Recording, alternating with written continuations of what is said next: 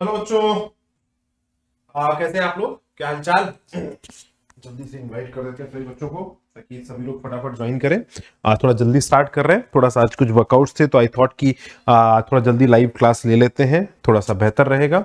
और ये टॉपिक संभावित भी रहता है काफ़ी ज़्यादा, तो आई वुड रिकमेंड कि जल्दी से आप सभी लोग ज्वाइन करके इसकी पढ़ाई भी स्टार्ट करते हैं। I am just sharing it away.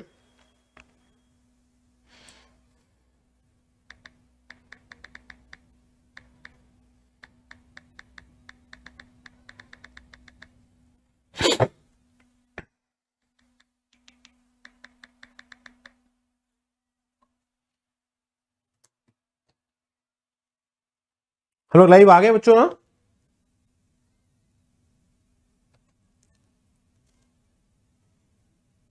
Okay okay okay, yes yes yes, we are live बच्चों, वी आर लाइव।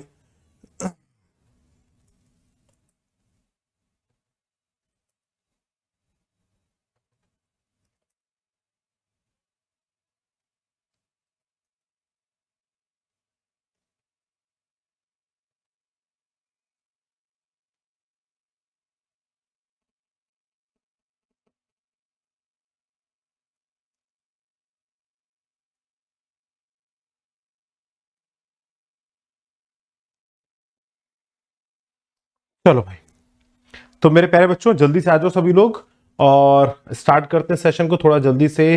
प्यारे बच्चों आप लोग भी शेयर कर दीजिए सेशन को सभी लोगों से, ताकि जो भी बच्चे क्योंकि आज थोड़ा सेशन जल्दी स्टार्ट हो रहा है, तो आई एम बस जस्ट थिंकिंग कि आप सभी प्यारे बच्चे जल्दी से शेयर कर दो प्लीज। जो भी बच्चे, क्योंकि लाइव सेशन का मजा अपना अलग होता है। हेलो एस के कुमार। हाँ हाँ बेटा, आज 8 बजे बोले थे लेकिन थोड़ा जल्दी स्टार्ट हो गए। एस के कुमार बहुत दिनों से दिखाई नहीं पड़े, तुम कहाँ थे यार? एस के कुमार कहाँ थे यार? हाँ, बहुत दिनों से नहीं दिखाई पड़ रहे तुम। खैर, सो बाकी सभी बच्चे जल्दी से आप सभी लोग इनवाइट दे दीजिए ताकि वो सारे प्यारे बच्चे भी ज्वाइन कर लें जिनको इस सेशन से उम्मीदें हैं, क्योंकि इस सेशन के करस्पॉन्डिंग मोस्ट प्रोबेबली ऐसी कोशिश भी रहती है कि एक क्वेश्चन आने की संभावनाएं और रहती हैं, और एक छोटा टॉपिक है जिसके अंदर काफी ज्यादा चीजें आ जाती हैं। हरिओम, बिल्कुल यस, बिल्कुल बेसिक से है सारे सेशन जो आप देख रहे हैं, बिल्कुल बेसिक से स्टार्ट करते हैं हर एक सेशन को। जल्दी से अनअकैडमी सुपर जे का आप चैनल सब्सक्राइब कर लीजिए, और फटाफट अगर आपको सब्सक्रिप्शन लेना है मेरे प्यारे बच्चों तो जल्दी से SM11 कोड के माध्यम से सब्सक्रिप्शन ले लीजिए। इसमें कहीं से कहीं तक आपको कोई परेशानी नहीं होनी चाहिए। जल्दी से जल्दी सब्सक्रिप्शन ले लीजिए और आ जाइए फटाफट अनअकैडमी के प्लस प्लेटफॉर्म पर विद द कोड SM11। ये इस कोड के माध्यम से जल्दी से आ जाओ मेरे प्यारे बच्चों। और यहाँ पर प्लस और आइकॉनिक दोनों ही सब्सक्रिप्शन बहुत प्यारे तरीके से चल रहे हैं। आप जल्दी से आ जाइए और स्टार्ट करते हैं अपने आज का डाउट फीचर भी अनअकैडमी पे आ चुका है। अपने डाउट को क्रॉप करो और क्रॉप करके भेज दो, आपको इंस्टेंट सॉल्यूशन मिल जाएगा। हेलो हिमांशु, अभी कंसेप्ट आपके क्लियर हो जाएंगे। तबीयत ठीक नहीं थी इसके, कोई बात नहीं बेटा, कोई बात नहीं, चलो आ जाओ आ जाओ आ जाओ भाई, पढ़ाई स्टार्ट करते हैं। ठीक है, तो ये सब टेस्ट वगैरह है, आप कर लीजिए, यूसेट एग्जामिनेशन जरूर दीजिए, हमको फॉलो करिए और आ जाइए अल्टरनेट करेंगे करंट के ऊपर। चलो भाई जल्दी से आ गए सभी लोग, चलो लेट्स स्टार्ट। तो अल्टरनेटिंग करंट की अगर मैं बात करूं तो अल्टरनेटिंग करंट एक बहुत ही इंपॉर्टेंट और बहुत ही छोटा चैप्टर है। हम लोग यहां मुद्दे की बात करेंगे, मुद्दे से ज्यादा भटकेंगे नहीं। डिटेल में सारी चीजें पीडीएफ आपको मिल जाएगा, सारी चीजें डिटेल में पड़ी हुई होंगी, लेकिन मैं इंपॉर्टेंट पॉइंट को बताता हुआ आगे की तरफ बढ़ता हुआ चलूंगा। और कोशिश है कि आज अभी एक सेशन होगा और कल सुबह 8 बजे भी एक सेशन होगा। आज का सेशन एक्चुअली मुझे कहीं जाना है, इसलिए मैंने थोड़ा जल्दी सेशन स्टार्ट किया है ताकि आप सभी प्यारे बच्चों से लाइव बातचीत कर लूं। मॉर्निंग में 8 बजे इसकी एक और रिकॉर्डिंग आपके पास आ जाएगी मॉर्निंग 8 AM पर, तो आप उस सेशन को जरूर देख लीजिएगा, तो वो सेशन कंप्लीट हो जाएगा। आज अल्टरनेटिंग करंट का अभी यहां पर बेसिक बता दूंगा, फंडामेंटल्स क्या होते हैं, और LCR सर्किट्स वगैरह की जो प्रॉब्लम्स है वो कल आपकी क्लियर हो जाएंगी।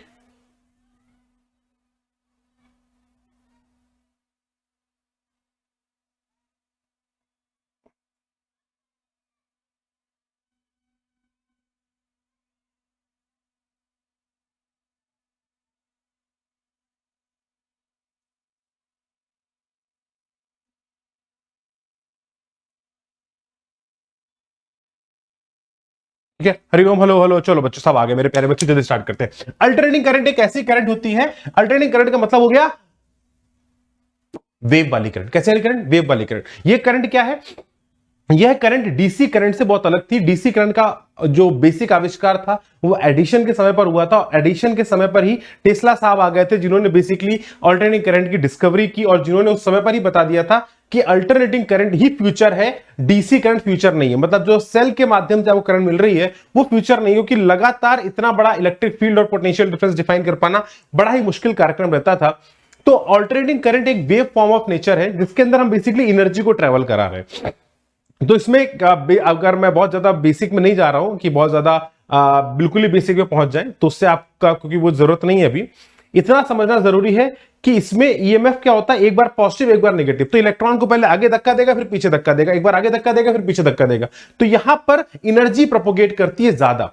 In case of alternating current majorly the thing that propagate is the energy. तो ये एक बार ऐसे धक्का मिलता है तो इलेक्ट्रॉन एक बार आगे जाएगा फिर पीछे आएगा, आगे जाएगा फिर पीछे आएगा, आगे जाएगा फिर पीछे आएगा, और इस माध्यम से एनर्जी जो है वो आगे की तरफ प्रोपोगेट करती है। मेरे प्यारे बच्चों प्लीज लाइक और करते रहे सेशन को, बताते चले फटाफट, ठीक है। तो यहां पर क्या होता है कि करंट में कभी पॉजिटिव कभी नेगेटिव, कभी पॉजिटिव कभी नेगेटिव, इस तरीके से करंट जो है वो लगातार फ्लो करती जाती है। सामान्यतः करंट को दर्शाने का तरीका एक साइनसोइडल वेव की तरह करंट ट्रेवल करती है। इसके और भी तरीके होते हैं, वो भी अभी आगे चर्चा कर रहे हैं, लेकिन सबसे ज्यादा जो चर्चा में रहता है वो I बराबर I not sine omega t, I बराबर I nought cos omega T की ही बात करते हैं। यहां पर जो पहला शब्द होता है इसको हम बोलते हैं एम्पलीट्यूड या बोलते हैं पीक वैल्यू। इसको बोला जाता है I not is the peak value और एम्पलीट्यूड।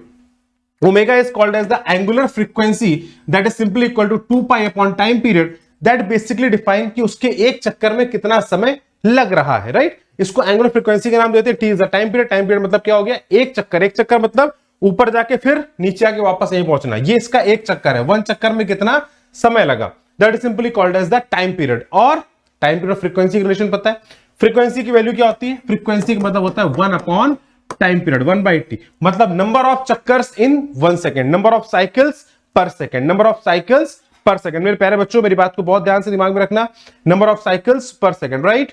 कोई दिक्कत वाली बात, कोई परेशानी वाली बात, कोई समस्या, कोई शंका, कोई आशंका, तुरंत बताओ। चले भाई, ओके। तो अगर मैं यहां पर बात करें तो टाइम पीरियड हो गया, T is time period and F is called as the frequency, right. T पर एक बार मैक्सिमम एक बार मिनिमम फिर वापस मैक्सिमम, करंट लगातार इसी के जो मूव करता रहता है। AC का जो एम्पलीट्यूड होता है मतलब that is the maximum value of the current जिसके बीच में वो मूव करता है, मतलब that is I naught. Peak to peak value जो होती है that is 2 I naught. Periodic time एक पूरा चक्कर लगाने में लगा हुआ समय, उसको हम लोग कैपिटल T से रिप्रेजेंट करते हैं। Frequency 1 upon time period that is number of cycles. Units होती है साइकिल पर सेकंड। भारत के अंदर जो करंट की सप्लाई होती है वो 220 वोल्ट 50 हर्ट्ज पर होती है, जबकि यूएसए के अंदर जो सप्लाई होती है वो 60 हर्ट्ज और 110 वोल्ट पर होती है। ये स्टैंडर्ड्स है। इंडिया में कहीं पर भी आपको अगर इलेक्ट्रिसिटी मिलती है वो हर जगह पर 220 वोल्ट और 50 हर्ट्ज पर ही स्टार्ट होती है। बिल्कुल अभी स्टार्ट हुआ मेरे प्यारे बच्चों, बिल्कुल अभी स्टार्ट हुआ है। F is equal to 1 upon T. Live पूछ रहे हैं 1 अपॉन टी मतलब लाइव फ्रीक्वेंसी की वैल्यू जो होती है 1 अपॉन टी के बराबर होती है। F is equal to 1 upon T that is equal to number of cycles पर सेकेंड। कंडीशन क्या होती है किसी भी करंट या वोल्टेज को अल्टरनेटिंग होने के लिए? पहली कंडीशन होती है कि एम्पलीट्यूड कांस्टेंट होना चाहिए, और दूसरी कंडीशन होनी चाहिए alternate half cycle is positive and half is negative. Positive negative, ऊपर नीचे का मतलब नहीं है, मेरी बात को यहां पर देखना बहुत ध्यान से। ये साइनोसॉइडल एसी वेव, आधे समय पर पॉजिटिव करंट आधे समय पर नेगेटिव करंट, आधा पॉजिटिव आधा नेगेटिव। इसको बोलते हैं ट्रायंगुलर एसी करंट, आधा पॉजिटिव आधा पॉजिटिव आधा negative, right. This is called as the triangular AC current. This is called as the square wave AC, आधा पॉजिटिव आधा नेगेटिव, आधा पॉजिटिव आधा नेगेटिव, आधा पॉजिटिव आधा negative. This is called as square wave. This is called as sawtooth wave. इसको क्या बोलते हैं मेरे बच्चों? Saw tooth wave.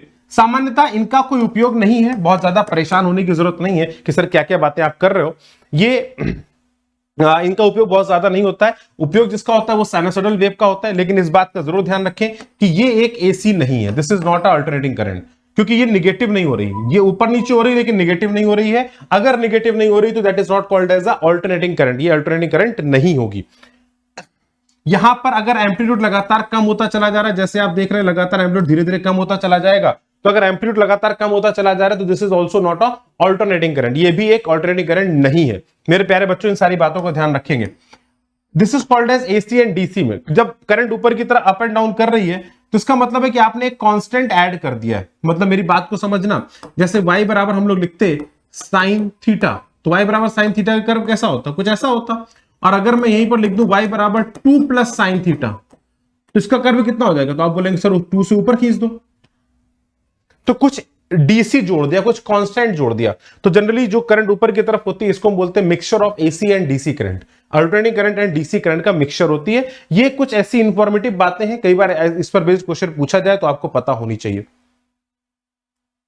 नीरज नहीं बेटा, आज मॉडर्न नहीं है, परसों कल बेटा, लेकिन सुबह 8 बजे मेरे प्यारे बच्चों, morning 8 AM in the morning आप सभी को ये एक लेक्चर, इसका लेक्चर मिलेगा, इसका कंटिन्यूएशन का। आज आधा खत्म कर पाऊंगा, मुझे एक्चुअली एक जगह जाना है, इसलिए मैं लेक्चर ले नहीं पा रहा था, तो मुझे लगा पहले आप बच्चों से मुलाकात जरूर कर लूं, कुछ बातें समझा देता हूं, और उसके बाद की सारी बातें जो है आपको सुबह 8 बजे के लेक्चर में कवर अप हो जाएंगी। राइट मानक प्लीज फॉलो, बेटे यहां पर इंपॉर्टेंट चीज है एवरेज, आप मानक फॉलो करो मेरा सीक्वेंस ऑफ टॉपिक, उस सीक्वेंस में पढ़ाई करो, हो जाएगा।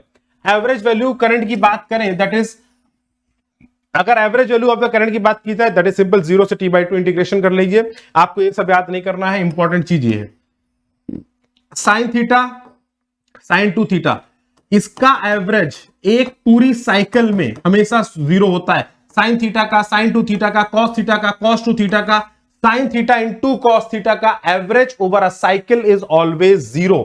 ये बहुत महत्वपूर्ण है, बहुत जगह पर उपयोग आता है, जहां जहां पर आपने वेव की बात की है, जहां जहां पर अगर आपको फंक्शन याद हो, जब आपने वेव में कितना एनर्जी प्रोपोगेट करेगा, इन सब चीजों के बारे में चर्चा की थी, याद करिए, तो वहां पर हम लोगों ने एवरेज वैल्यू बात की थी। What is the average power propagating in the wave, what is the average power of the, हर जगह पर हम एवरेज बात बहुत करते हैं।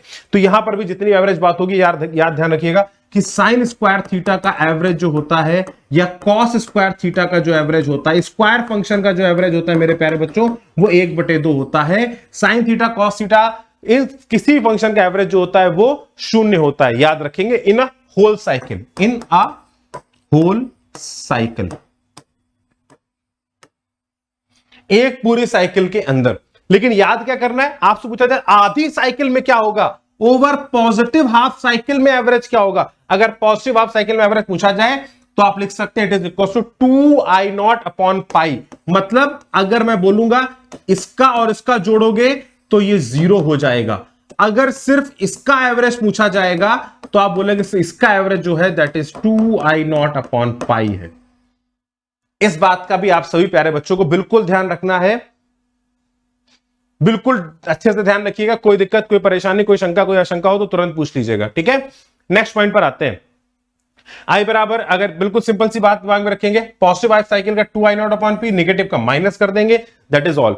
मैक्सिमम वैल्यूज की अगर बात की जाएगी, आई बराबर a sin थीटा है, इसकी मैक्सिमम वैल्यू a होगी। बेटा इस पर बेस्ड क्वेश्चन आ चुका है, इस पर बेस्ड क्वेश्चन आ चुका है, ध्यान से समझना, एक एक चीज इंपॉर्टेंट है। आई बराबर a plus b sin theta, इसकी मैक्सिमम वैल्यू, ये mixture of AC and DC है, ये डीसी करंट कांस्टेंट करंट, ये वेरिएबल करंट, ये कांस्टेंट ये वेरिएबल, दोनों का मिक्सचर है, it is called as the mixture of AC and DC.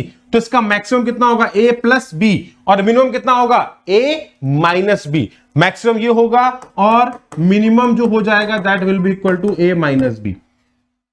a sine theta plus b cos theta, इसका maxima जो होता है that is equal to √a² plus b²। This is very important, अभी आ चुका है, एक बार कृपया करके ध्यान रखिएगा मेरे प्यारे बच्चों, ये बहुत इंपॉर्टेंट है।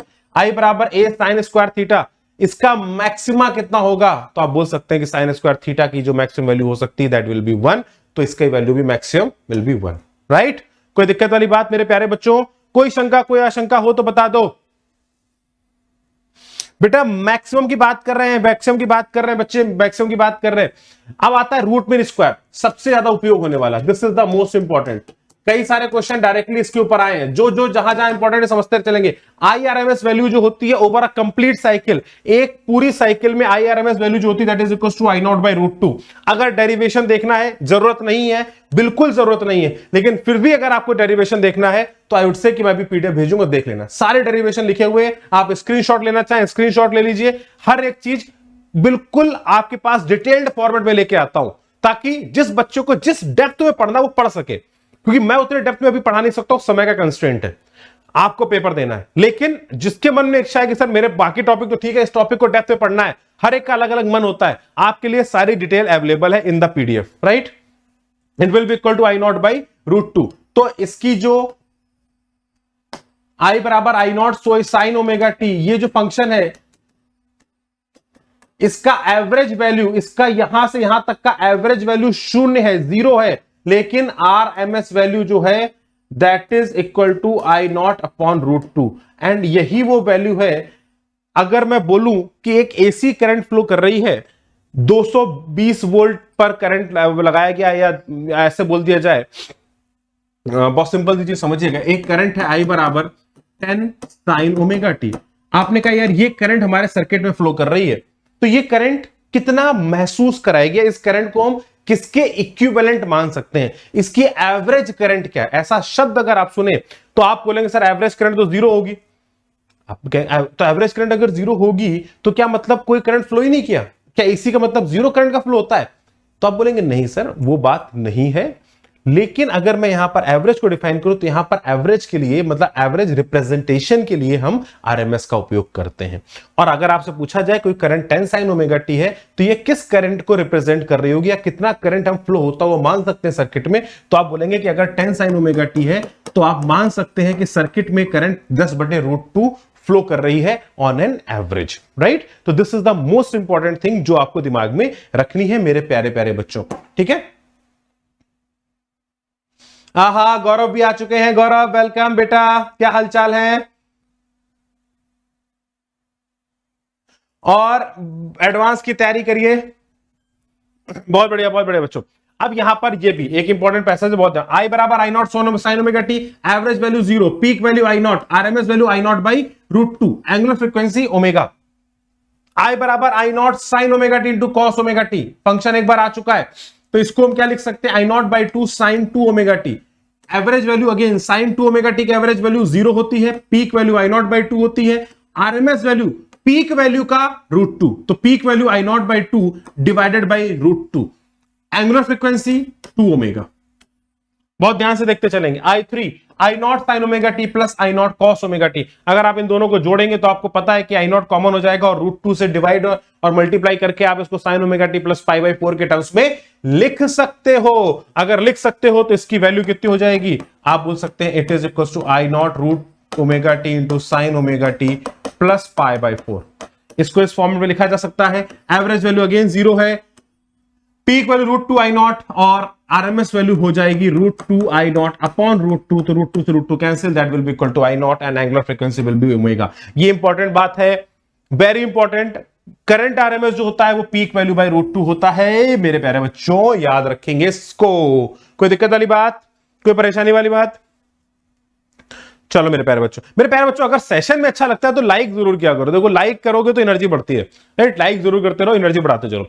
Find the time required for 50 hertz alternating current to change its value from 0 to RMS value. 0 से आरएमएस वैल्यू पर आने में कितना समय लगेगा, ये आपसे पूछा गया है। जल्दी से बताओ फटाफट आंसर इसका।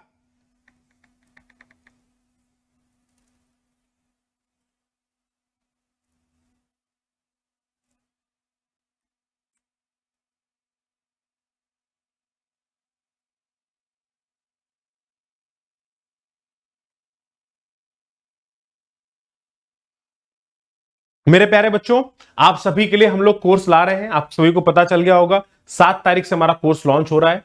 अगर आप सभी प्यारे बच्चे 2-3 महीने 4 महीने का आपको अगर समय लगता है कि मैं एडवांस तक की तैयारी करना चाहता हूं और एक जेन्युइन तैयारी करना चाहता हूं, तो हम लोग एक प्रॉब्लम सॉल्विंग बैच पूरा लेके आ रहे हैं और उसके अंदर जेन्युइनली बहुत शानदार तरीके से आपको प्लस के अंदर हम लोग पढ़ाएंगे। तो आप सभी बच्चे जिन्होंने अभी तक प्लस सब्सक्राइब नहीं किया है, सब्सक्राइब कर लीजिए। और ये मेरा कोड है बच्चों, मतलब अगर आपको लगता है कि आप शिवेंदु सर की पढ़ाई से खुश हैं, अच्छा लगता है आपको, तो डेफिनेटली आप इस कोड को यूज करें। अपने दोस्तों को बोलें कि इस कोड को यूज करिए। इससे हमारे आपके बीच के रिलेशन हेल्दी होते हैं, अच्छे होते हैं और मुझे और एनर्जी मिलती है काम करने के लिए, ठीक है। तो थैंक यू बच्चों। अब यहां पर इंटीग्रेट करने की कोई जरूरत नहीं है, फाइंड द, बिल्कुल। अरे भाई मेरे आई बराबर कितना दे दिया, मान लो आई नॉट साइन ओमेगा टी है। आपने कहा सर ये करंट बह रही है, आरएमएस वैल्यू कितनी होती है, आपने कहा सर आरएमएस होती है आई नॉट बटे √2, तो आई नॉट बटे √2 बराबर I not sine omega T. आपने कहा देखो सर ये करंट शून्य थी, 0 थी, कब थी, आपने कहा सर आई बराबर 0 लिखेंगे तो साइन ओमेगा टी की वैल्यू भी शून्य हो जाएगी। तो इसका मतलब टी बराबर 0 पर t बराबर 0 लिखेंगे तो करंट शून्य थी। अब उसने बोला है कि करंट कब आरएमएस के बराबर हो जाएगी, मतलब कब आई नॉट बाई रूट 2 के बराबर हो जाएगी, तो आई नॉट से आई नॉट कैंसिल कर देंगे। From here I can say that sine omega T will be equals to 1 by root 2। तो यहां से ओमेगा टी की वैल्यू कितनी हो जाएगी, आप बोल सकते हैं it will be equal to pi by 4, और ओमेगा टी की वैल्यू अगर पाई बाई 4 हो गई, मेरे प्यारे बच्चों ध्यान से देखिएगा, ओमेगा टी की वैल्यू आ गई पाई बाई 4। ओमेगा क्या लिखा जा सकता है, 2 pi upon time period that into t it is equals to pi upon 4। तो पाई से ये पाई कैंसिल हो गया, तो from here I can say that t will be equal to capital T upon 8 and this will be the answer। उसके time period का half. तो यहां पर टाइम पीरियड कितना होगा, आपने कहा सर फ्रीक्वेंसी 50 हर्ट्ज दी गई है, तो अगर फ्रीक्वेंसी 50 हर्ट्ज है that is equal to 1 upon time period, तो यहां से टाइम पीरियड की वैल्यू हो जाएगी 1/50 सेकेंड। तो 1/50/8 कर देंगे तो 1/400 सेकेंड, 1/400 सेकेंड आ जाएगा। सिंपल, लेकिन आपको सोचने की जरूरत थी। राइट मेरे प्यारे बच्चों,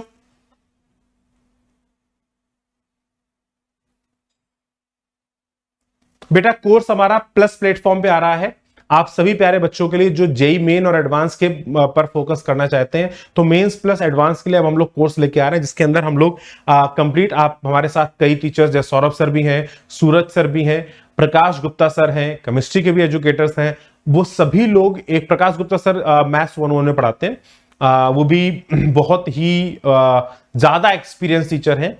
और अगर हम बात करें तो हम लोग साथ में कोटा में ही काम करते हैं, और प्रकाश गुप्ता सर भी काफ़ी अच्छे टीचर हैं, काफ़ी अच्छे एजुकेटर हैं और काफ़ी सालों से पढ़ा रहे हैं, आईआईटी दिल्ली के हैं।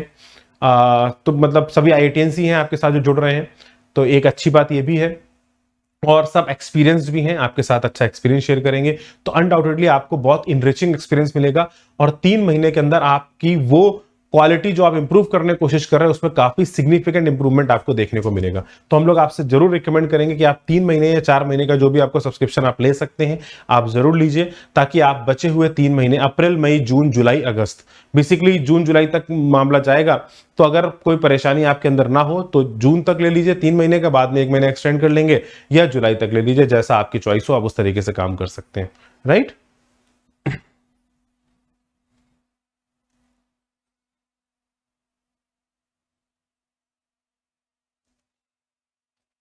ठीक है, चलिए आ जाओ बेटा, आइए स्टार्ट करते हैं, आगे की बात को पढ़ते हैं। तो ये तो हो गया फर्स्ट क्वेश्चन। नेक्स्ट पर बात करते हैं, इफ ई बराबर, देखो ई बराबर 200 साइन 100 पाई टी लिखा है, then calculate the EMF at T बराबर 1। थोड़ा सा फीलिंग आपको दे दे रहा हूं, तो ईएमएफ कितना हो जाएगा, ताकि आप लोग डरना आप छोड़ दें। बस इन क्वेश्चंस में क्या होता है, आप लोग कई बार क्वेश्चंस को देख के थोड़ा सा डर अंदर आता है। समय की जगह मैंने यहां पर ये लिखा था 1/600 सेकेंड, तो 100 पाई इंटू 1/600 कर दिया, यहां से ये कैंसिल हो गया, it will be equal to 20 sin into pi by 6, so that EMF will be equal to sin pi by 6 मतलब 1/2, तो E will be equal to 10 volt.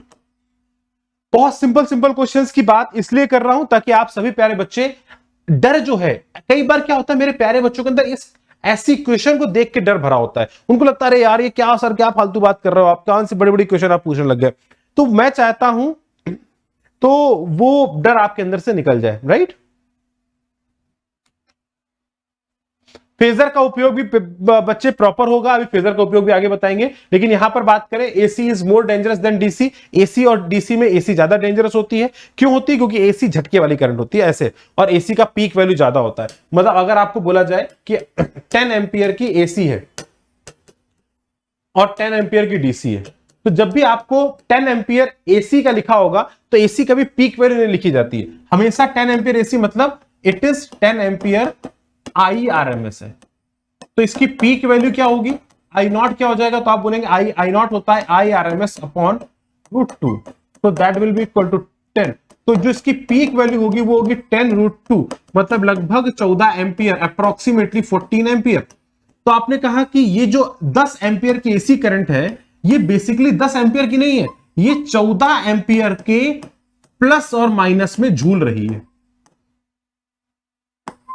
तो क्या होता है कि एक तो पीक वैल्यू ज्यादा होती है, 10 एम्पियर का मतलब हो गया पीक वैल्यू ज्यादा होगी, और ये क्या ऐसे झटके देती है, 14 एम्पियर आगे 14 एम्पियर पीछे। तो एक तो कोई धक्का आगे की तरफ मार दे आपको सिंपल, और एक कोई धक्का आपको पहले आगे मारे फिर पीछे खींचे, सोचो इस तरीके से कर दे, जिसको हम बोलते हैं झकझोर दिया यार, तो वो ज्यादा डेंजरस होता है। करंट में एक बार ब्लड में सेल्स ऊपर की तरफ फेंकी फिर नीचे खींच दी, तो क्या होता है इसमें बॉडी बहुत हैवीली इंबैलेंस होती है, तो वो बहुत ज्यादा डेंजरस होता है हमारे लिए, राइट बच्चों। ये ध्यान रखेंगे। एसी और डीसी, अब ये सब तो करंट से, इसको कुछ इंपॉर्टेंट वेव फॉर्म से जल्दी देख लीजिए।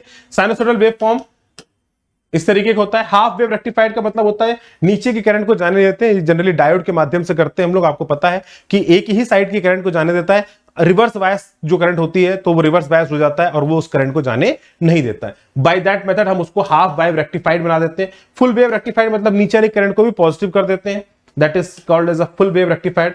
स्क्वायर ऑफ करंट मतलब इनका कोई खास यूज नहीं, तो बहुत ज्यादा इनके चक्कर में पैनिक ना हो। ये आपका होमवर्क है मेरे प्यारे बच्चों, इसको जरूर कर लें, अच्छे से कर लें, इसमें कोई भी क्वेश्चन ना छोड़ें। ये बिल्कुल फंडामेंटल है, बिल्कुल फंडामेंटल है, इससे कॉन्फिडेंस गेन हो जाएगा। ये फंडामेंटल है, इट इज फॉर कॉन्फिडेंस। अगर आपका कॉन्फिडेंस में कोई कमी लग रही है, आपको लग रहा है कि कॉन्फिडेंस थोड़ा सा कमजोर हो रहा है, कोई भी परेशानी लग रही है मेरे प्यारे बच्चे, तो आप इस पर्टिकुलर पॉइंट्स को आप जरूर एक बार पढ़ लीजिए। बहुत आसान है, बिल्कुल सिंपल है, कोई दिक्कत नहीं है और आसानी से आपको आंसर मिल जाएंगे। अभी मैं पीडीएफ भेजूंगा, उसके अंदर इसके आंसर होंगे, कोई दिक्कत नहीं है।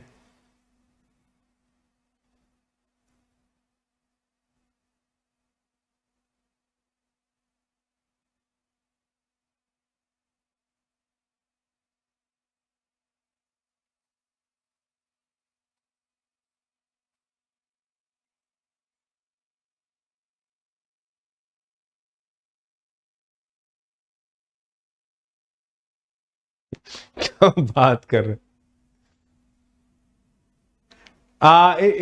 इलेक्ट्रिसिटी करंट बेटा, AC current is more dangerous, inverter current इतना डेंजरस नहीं होता।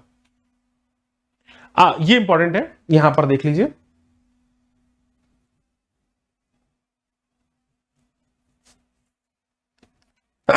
सॉरी, अगर हम यहां पर बात करें तो जो डीसी करंट को मेजर करते हैं मेरे प्यारे बच्चों, आपने पढ़ा, उसको मूविंग कॉइल गैल्वेनोमीटर से मेजर करते हैं। बेसिकली मैग्नेटिक फील्ड के करस्पॉन्डिंग, मैग्नेटिक फील्ड के अंदर कितना टॉर्क लगेगा उसके ऊपर, वो करंट के प्रोपोर्शनल होता है, उसके करस्पॉन्डिंग उसकी डंडी डिफ्लेक्ट कर जाती है। तो बेसिकली वो टॉर्क प्रोपोर्शनैलिटी के हिसाब से आता है निकल के।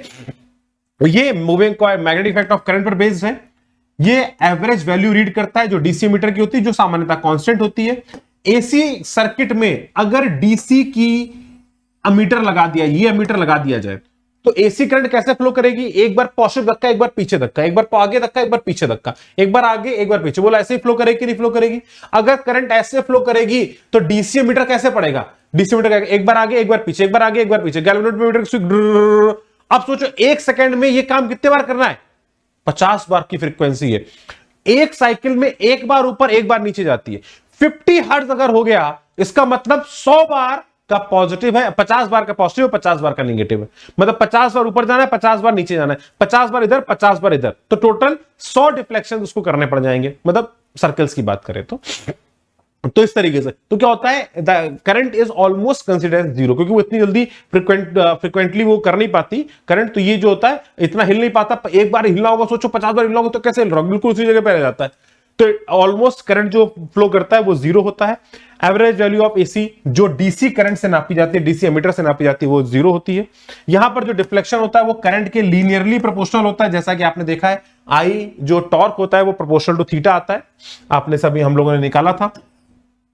लेकिन यहां पर अगर एसी की बात की जाए तो एसी का जो मीटर होता है, एसी का जो मीटर होता है, ये हॉट वायर पे काम करता है। ये उस पर कितनी गर्मी होगी, गर्म होने करस्पॉन्डिंग वो थर्मल एक्सपेंशन आता है, जिसके करस्पॉन्डिंग ये basically heating effect of current पे काम करता है। और वो जितना ज्यादा थर्मली एक्सपेंड होगा, मतलब उतनी ज्यादा करंट वहां प्रोड्यूस हो रही है, उतना ही ज्यादा निडल वो डिफ्लेक्ट कर देता है।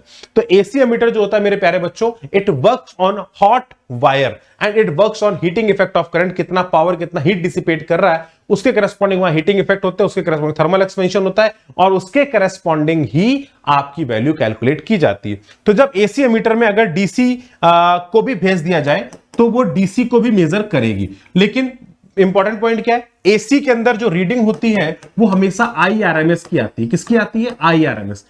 एसी जो रीड करती है, एसी मीटर में जो रीडिंग आती है, आपने एसी करंट फ्लो कराया तो उसमें जो रीडिंग आती है वो किसकी आती है? आईआरएमएस वैल्यू की रीडिंग आती है। एसी एमीटर के अंदर। डीसी की बात करेंगे तो डीसी की रीडिंग वो ले ले, क्योंकि वो हीटिंग इफेक्ट पर है, तो डीसी भी उतना ही हीटिंग इफेक्ट जनरेट कर रहा होगा। तो मेरे प्यारे बच्चों, जहां तक है कि आपको सारी बातें क्लियर हो गई होंगी, कोई दिक्कत, कोई परेशानी, कोई शंका, कोई आशंका हो तो बता दो।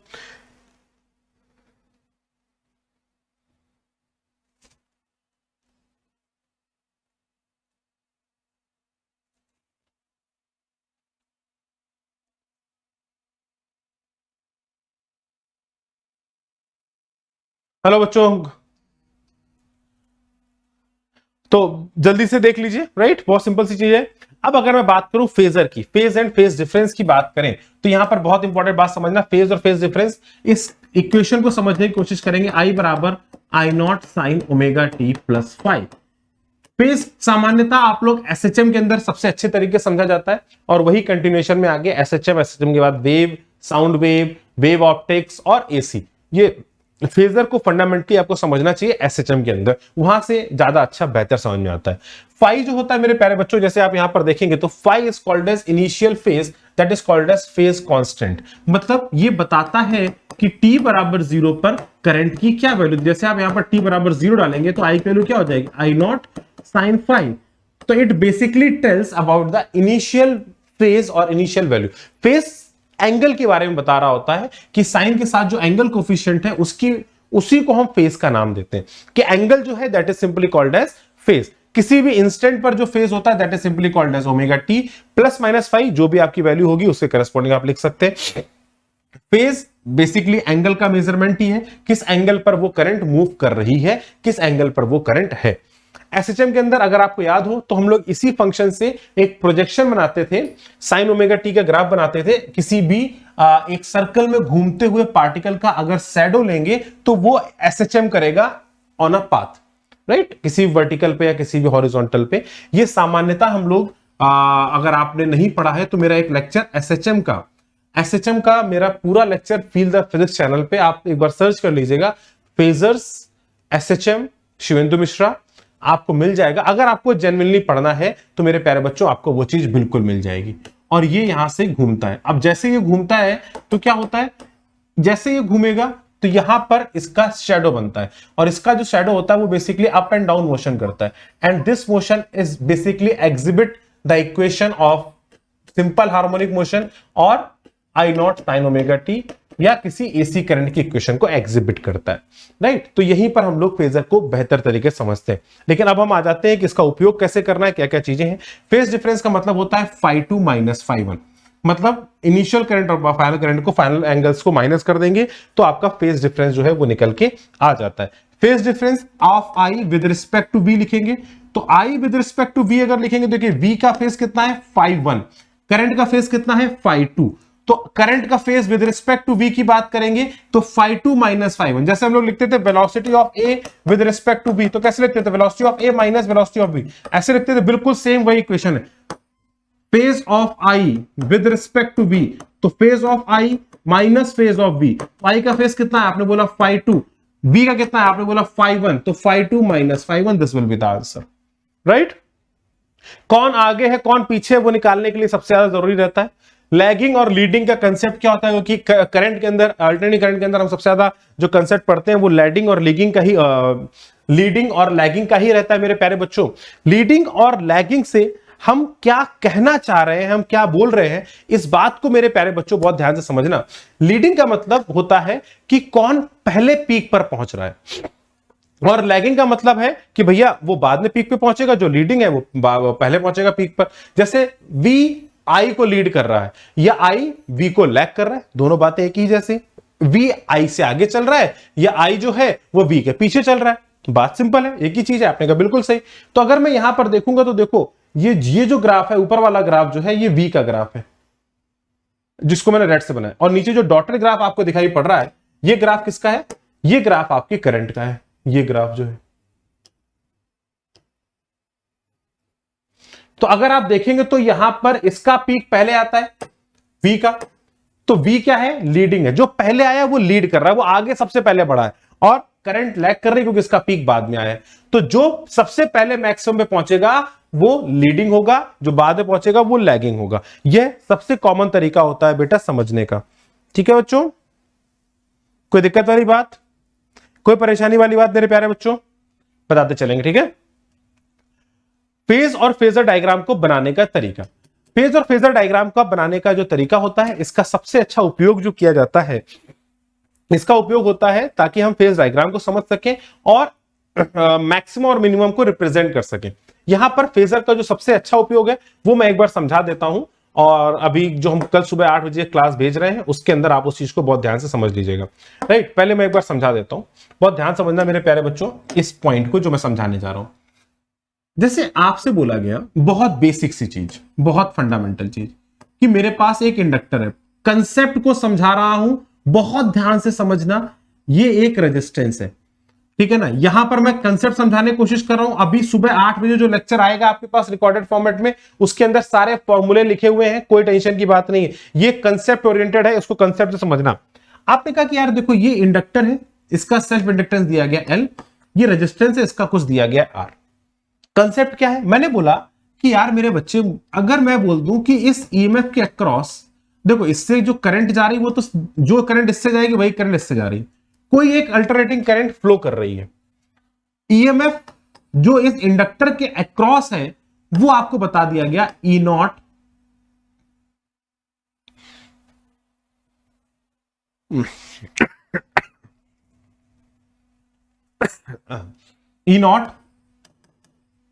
Sign omega T plus pi by 2, और रेजिस्टेंस के क्रॉस जो ईएमएफ दे दिया गया ई आर, इसकी वैल्यू हो गई E not sine omega T.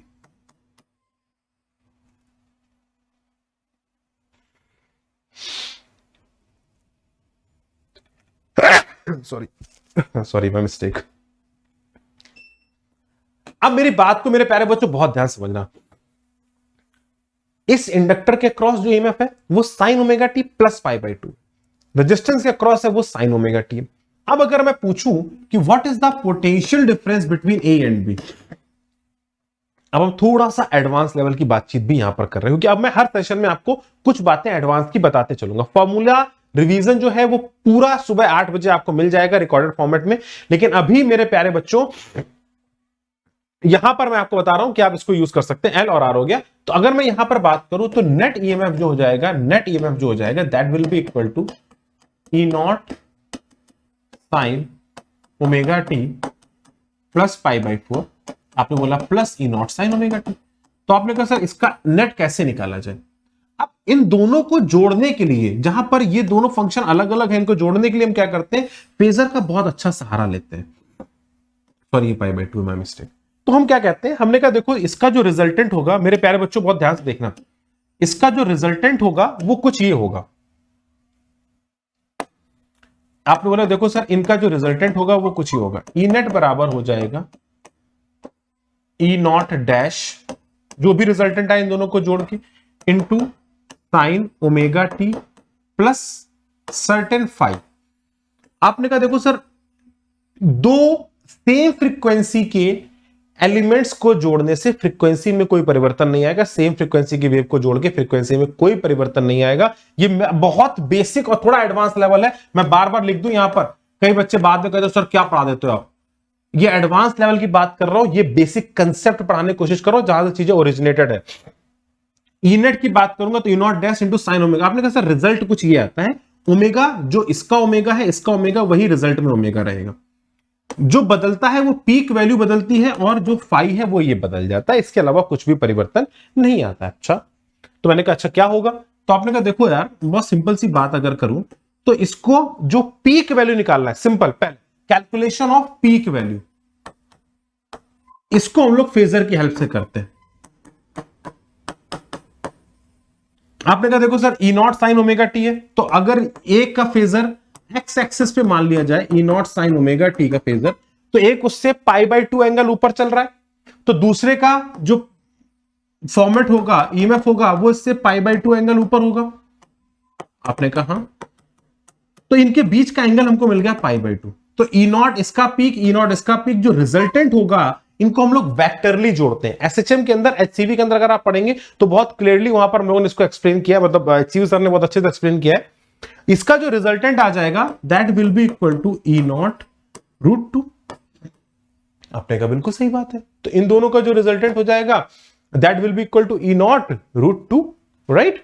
और आपने कहा यस, इन दोनों का जो रिजल्टेंट हो जाएगा that will be equal to E not root to.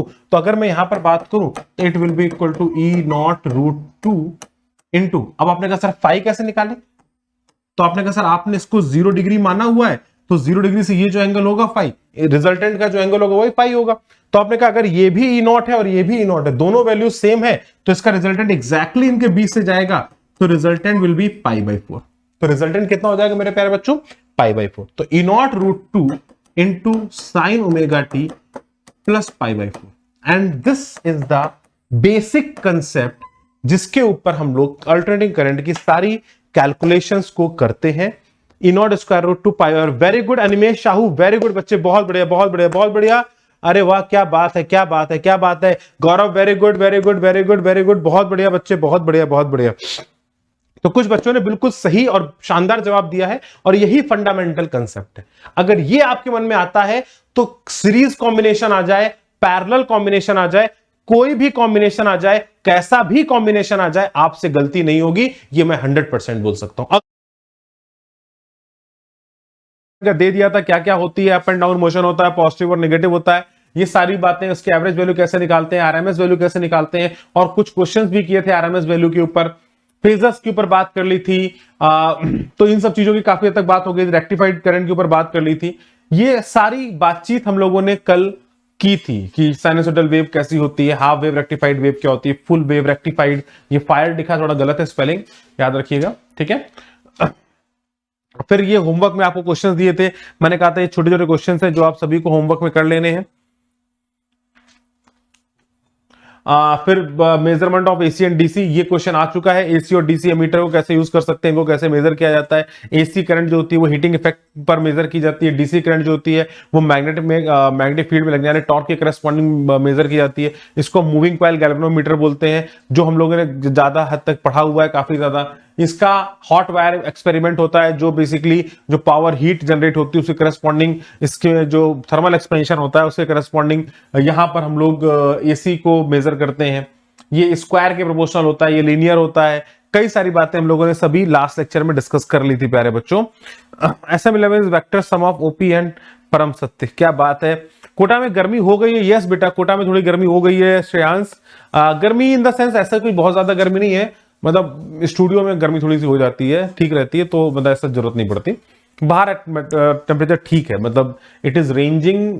रात को थोड़ी ठंडी है, दिन में प्लेजेंट है अभी, तो मजा आता है, इंजॉय कर, मतलब इंजॉयबल मौसम है, इसको इंजॉय करना चाहिए, ठीक है। ये सब एडवांटेज ऑफ एसी वगैरह बता दिए थे, क्या एसी है, क्यों एसी यूज करते हैं।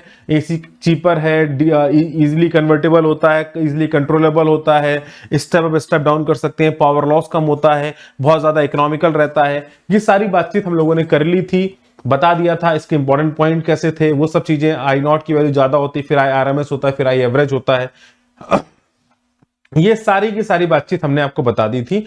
इस पर बेस्ड क्वेश्चन आ चुके हैं। इन सारे इंपॉर्टेंट पॉइंट्स को बच्चों ध्यान रखिएगा, हल्के में मत लीजिएगा, कोनो चीज हल्की नहीं है, बहुत बढ़िया चीजें हैं, ठीक है। ये होमवर्क में क्वेश्चन दिए थे आपको, कुछ होमवर्क यहीं करा दिए। आज हम लोग बात कर रहे हैं एसी सर्किट के बारे में, जिसमें हम लोग एलसीआर सर्किट की पूरी चर्चा करना स्टार्ट करेंगे। तो today we our topic is the circuits. अब एसी सर्किट को हम लोग बेसिकली 3 पार्ट में डिवाइड कर लेते हैं कि पहले रजिस्टर है, फिर इंडक्टर है, फिर कैपेसिटर है। फिर इन तीनों के साथ हम लोग बात करेंगे एलसीआर कॉम्बिनेशन की बात करेंगे, इन तीनों के सीरीज कॉम्बिनेशन की बात करेंगे, इन तीनों के पैरेलल कॉम्बिनेशन की बात करेंगे, इन तीनों के रेजोनेटिंग सर्किट्स की बात करेंगे, किस तरीके से रेजोनेंस होता है। उन सभी चीजों की आज डिटेल में चर्चा कर लेंगे, और सारी के सारे फॉर्मूलेज जो है वो आप सभी को एक एक करके मैं बता दूंगा। तो मोस्ट प्रोबेबली मुझे ऐसा लगता है कि आज की क्लास के बाद आपको एलसीआर सर्किट का जो बेसिक सत्य है वो पता चल जाएगा, उसमें आपको कोई बहुत ज्यादा दिक्कत आने वाली नहीं है, ठीक है बच्चों। तो आइए स्टार्ट करते हैं। AC circuit containing pure resistance, जहां पर रेजिस्टेंस सिर्फ अगर अल्टरनेटिंग करंट के साथ सिर्फ और सिर्फ एक रेजिस्टेंस लगा दिया जाए, if there is the resistance that is coming with the circuit, तो यहां पर क्या होता है, आप बहुत सिंपली बोल सकते हैं कि अगर मैं इसकी इक्वेशन को लिखता तो it is simply defined as E minus I R is equal to 0। क्या होती बच्चों equation? E minus I R is equal to 0। और मैं यहां से अगर मैं I की बात करता तो it is defined as E naught by R that is equal to I not sine omega T, where I not is the peak value of the current and that is equals to E naught R. यहां पर resistance के साथ क्या क्या खास बातें होती हैं ये समझिएगा। अगर हम यहां पर बात करें तो alternating current developed in the pure resistance is also of sinusoidal nature. जो नेचर ईएमएफ का था बिल्कुल वही नेचर करंट का भी रहेगा। In an AC circuit containing pure resistance the voltage and current are in the same phase. ये बहुत इंपॉर्टेंट पॉइंट है। सेम फेज का मतलब क्या हो गया, जब ईएमएफ अपने पीक पर पहुंच रहा है तभी करंट अपने पीक पर पहुंच रही है, जब ईएमएफ घट रहा है तो करंट भी घट रही है, तो दोनों का मोशन जो है एक जैसा, एक साथ एक फेज में गति कर रहे हैं। जब मैक्सिमा की तरफ जा रहा है मैक्सिमा जा रहा है, मिनिमा आ रहा है मिनिमा आ रहा है, both are in the same phase, कोई भी चेंज नहीं है। तो everything is the same phase चल रही है, ध्यान से देखते रहेंगे, everything is in the same phase. दोनों का फेज जो है वो बच्चों बिल्कुल सेम है, इसमें कहीं पर कोई अंतर नहीं है। The vector of phasor diagram which represent the phase relationship between the alternating current and alternating EMF as shown in the figure. Figure आगे है यहाँ पर, अभी मैं दिखा देता हूं आपको ये। तो अगर हम यहाँ पर बात करें तो अगर हम यहाँ पर बात करेंगे तो करंट I बराबर I not sine omega T and E is also equal to E naught sine omega T. तो I नॉट जो है वो पीक वैल्यू है, तो इसका जो क्या बोलते हैं RMS वैल्यू जो हो जाएगा that is equal to I naught upon root two, I naught upon root two. तो इसको हम लिख सकते हैं E naught upon R root two, जिसकी हम बात कर सकते हैं। तो आप चाहें तो इसको ऐसे भी लिख सकते हैं that I RMS is equal to E RMS upon R। इसमें कोई दिक्कत वाली बात नहीं है, ये बहुत बेसिक सी रिलेशनशिप है जो आप बात कर सकते हैं। अगर आप पीक वैल्यू के रिलेशन चाहेंगे तो I naught is equal to E naught upon R लिखा जा सकता है, और I RMS की बात करेंगे that is equal to E RMS upon R लिखा जा सकता है। ठीक है, ये बहुत बेसिक सी बात होगी। In the AC circuit having R only, a current and voltage are in the same phase. Hence, in the figure, both phasors E naught and I naught in the same phase, same direction, making angle omega t with OX. Their projection on the y-axis represent the instantaneous value of alternating current and voltage. मतलब आपने बोला कि sir देखो यहाँ पर ये हमेशा same phase में है, तो इनका ये जो प्रोजेक्शन है, ये प्रोजेक्शन क्या होगा, आप बोलेंगे ये होगा। तो this is I not sine omega T. इसका प्रोजेक्शन ये वाला ये क्या होगा, आप बोलेंगे E naught sine omega T. तो ये बेसिकली इनकी उस समय की वैल्यू को दर्शा रहे हैं, उस समय की वैल्यू को बता रहे हैं। इनका जो प्रोजेक्शन है it is just telling the value at that instant of time. अगर कभी फेजर आपको बताया जाए तो आप बोल सकते हैं कि इनका हमेशा फेज जो होता है एक ही दिशा में, अगर I इस दिशा में होगी तो E भी इसी दिशा में होगा। They are always at the same angular position, जैसा कि हम लोग SHM में बात करते आए हैं। लेकिन खैर इसका बहुत ज्यादा उपयोग नहीं आता है, तो इसको लेके बहुत ज्यादा पजल नहीं होना है, बहुत ज्यादा उपयोग नहीं होता है। तो पहली बात जो आपको RMS में आर सर्किट में दिमाग में रखनी है कि अगर कोई भी रेजिस्टेंस जुड़ा हुआ है EMF के साथ, तो जैसा EMF है, जो EMF का डायग्राम बना है, E बराबर अगर यहां पर E naught cos omega T लिखा होता तो I बराबर क्या होता, E naught by R cos omega T. जो फेज इसका होगा EMF का वही फेज इसका होगा, इन दोनों में कोई भी एंगल में परिवर्तन नहीं होगा, एंगल एक जैसा होगा। बस यही बात एक आपको ध्यान रखनी है, बाकी सब चीजें क्लियर है, कोई दिक्कत वाली बात नहीं है। Getting my point.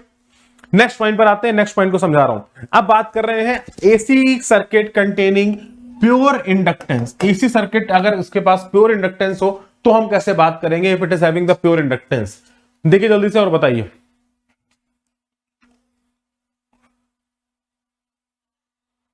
कैसे बात करेंगे।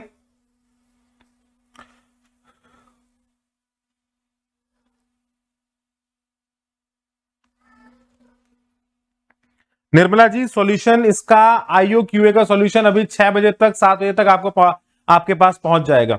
IOQA का सॉल्यूशन 6 से 7 बजे के बीच में आप सभी बच्चों को मिल जाएगा।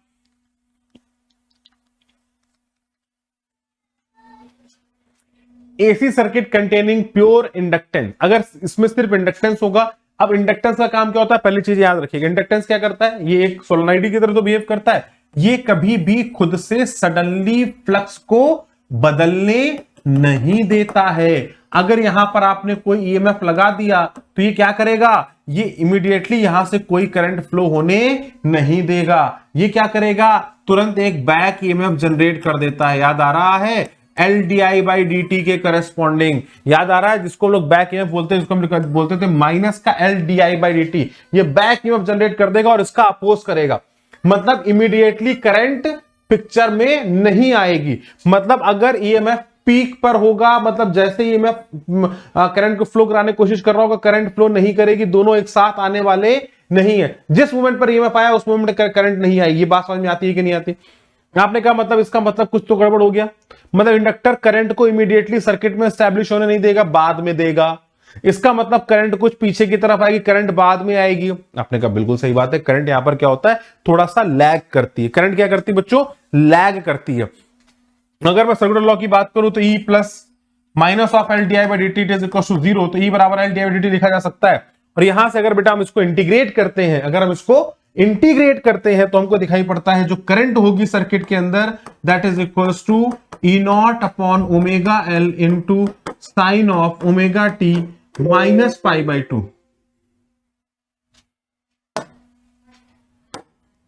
माइनस पाई बाई 2, अरे यार रुक जाओ, पट्टू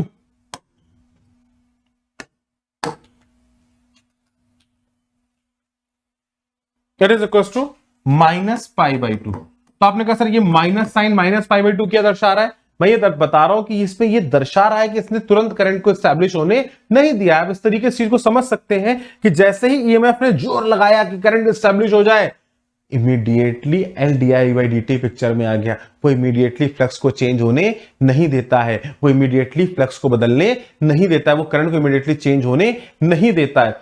तो क्या हुआ, अगर इसमें सोचो, अगर आपने अभी इसमें करंट 0 फ्लो कर रही थी, आपने तुरंत बैटरी का स्विच बंद किया, ईएमएफ एस्टैब्लिश हुआ, लेकिन तुरंत करंट फ्लो नहीं होगा, करंट बाद में फ्लो होता है। तो यहां से क्या दिमाग में रखोगे कि करंट जो है वो लैग करता है। कई बार कंफ्यूज होते हैं बच्चे, इंडक्टर में लैगिंग है कि लीडिंग है, लैगिंग है कि लीडिंग है, इसका अंतर क्या है?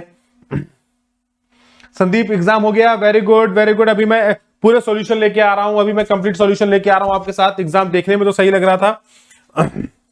मैक्सिमम करंट आई बराबर कितना हो गया, E not upon omega L and that is equals to E not upon omega, hence I is equals to I not sine omega T minus pi by 2। और यहां पर कुछ बातों को आप बहुत इंपॉर्टेंट तरीके से समझें। इस omega L it behave like a resistance, it behave like a resistance, it behave like a resistance. तो इसको इंडक्टर का रेजिस्टेंस बोला जाता है। क्या बोला जाता है बच्चों? इसको इंडक्टर का रेजिस्टेंस बोला जाता है। जैसे कि आप यहां पर देखेंगे तो it is simply called as inductive reactance. इसको क्या बोलते हैं?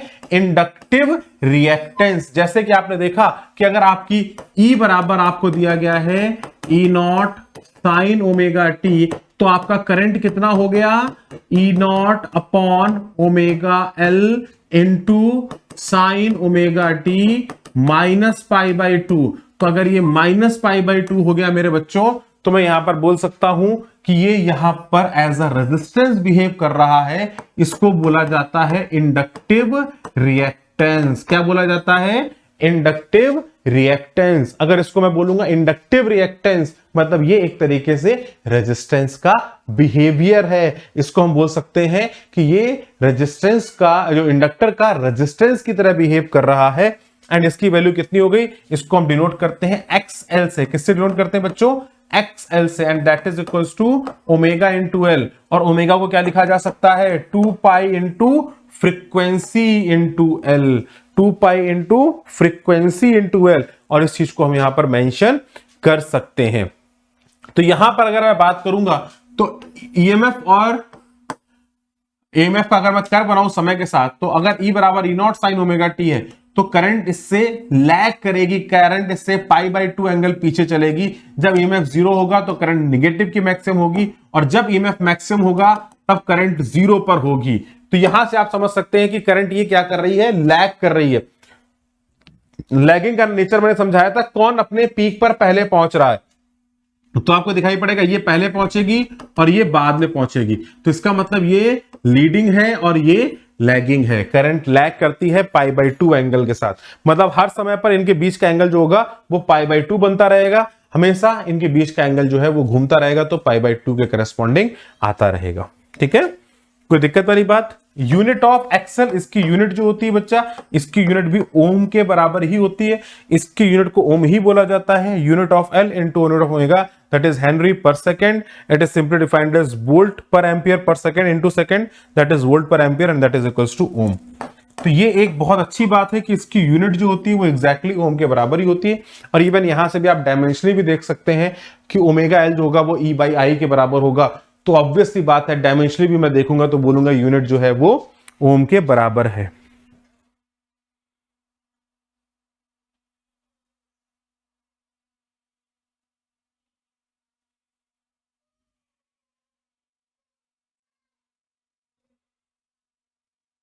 Good good good good good good, very good Sandeep बेटा, वेरी गुड। तो अब आते हैं नेक्स्ट पॉइंट पर। इंडक्टिव रिएक्टेंस जो होता है ये प्रोपोर्शनल टू फ्रीक्वेंसी होता है। अगर आप फ्रीक्वेंसी को बढ़ाते हैं, अगर आप फ्रीक्वेंसी को बढ़ाते हैं, मतलब जो इसका रिएक्टेंस है ये L और साथ ही साथ इससे जुड़ी हुई फ्रीक्वेंसी की प्रॉपर्टी भी होती है।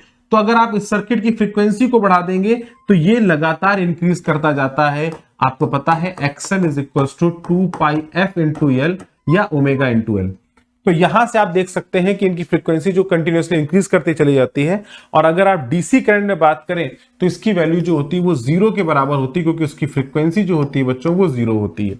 ठीक है, इसीलिए इंडक्टर जो होता है वो एक बार करंट एस्टैब्लिश हो गई उसके बाद वो फिर कोई फर्दर ऑफर नहीं करता है रेजिस्टेंस। आपको पता है कि राइज ऑफ करंट होता है, एक बार करंट एस्टैब्लिश होती है इनिशियली तो बैक ईएमएफ देता है, लेकिन फिर उसके बाद एक बार once the current is establish then there is no offer of the resistance. वो रेजिस्टेंस कोई ऑफर नहीं करता है, वो सिर्फ और सिर्फ फ्लक्स चेंज को ही अपोज करता है, उसके करस्पॉन्डिंग कोई रेजिस्टेंस नहीं होता है, पीक करंट पर कोई प्रभाव नहीं पड़ता है। डीसी करंट में इंडक्टर के होने के कारण उसकी पीक करंट पर कोई प्रभाव नहीं पड़ेगा। जैसे एग्जाम्पल के तौर पे अगर मैं बात करूं, अभी मैं आरएल सर्किट की बात करूंगा तो वहां पर मैं एग्जाम्पल के तौर पे आपको समझाऊंगा। उसके पहले हम कैपेसिटेंस सर्किट की बात कर लेते हैं, जल्दी से इसको भी सीख लेते हैं। AC circuit containing pure capacitance, अगर एसी सर्किट के पास एक प्योर कैपेसिटेंस है तो उसका क्या मतलब होगा, किस तरीके से हमको समझना होगा, इस बात को भी मेरे प्यारे बच्चों जल्दी से आओ समझ लेते हैं।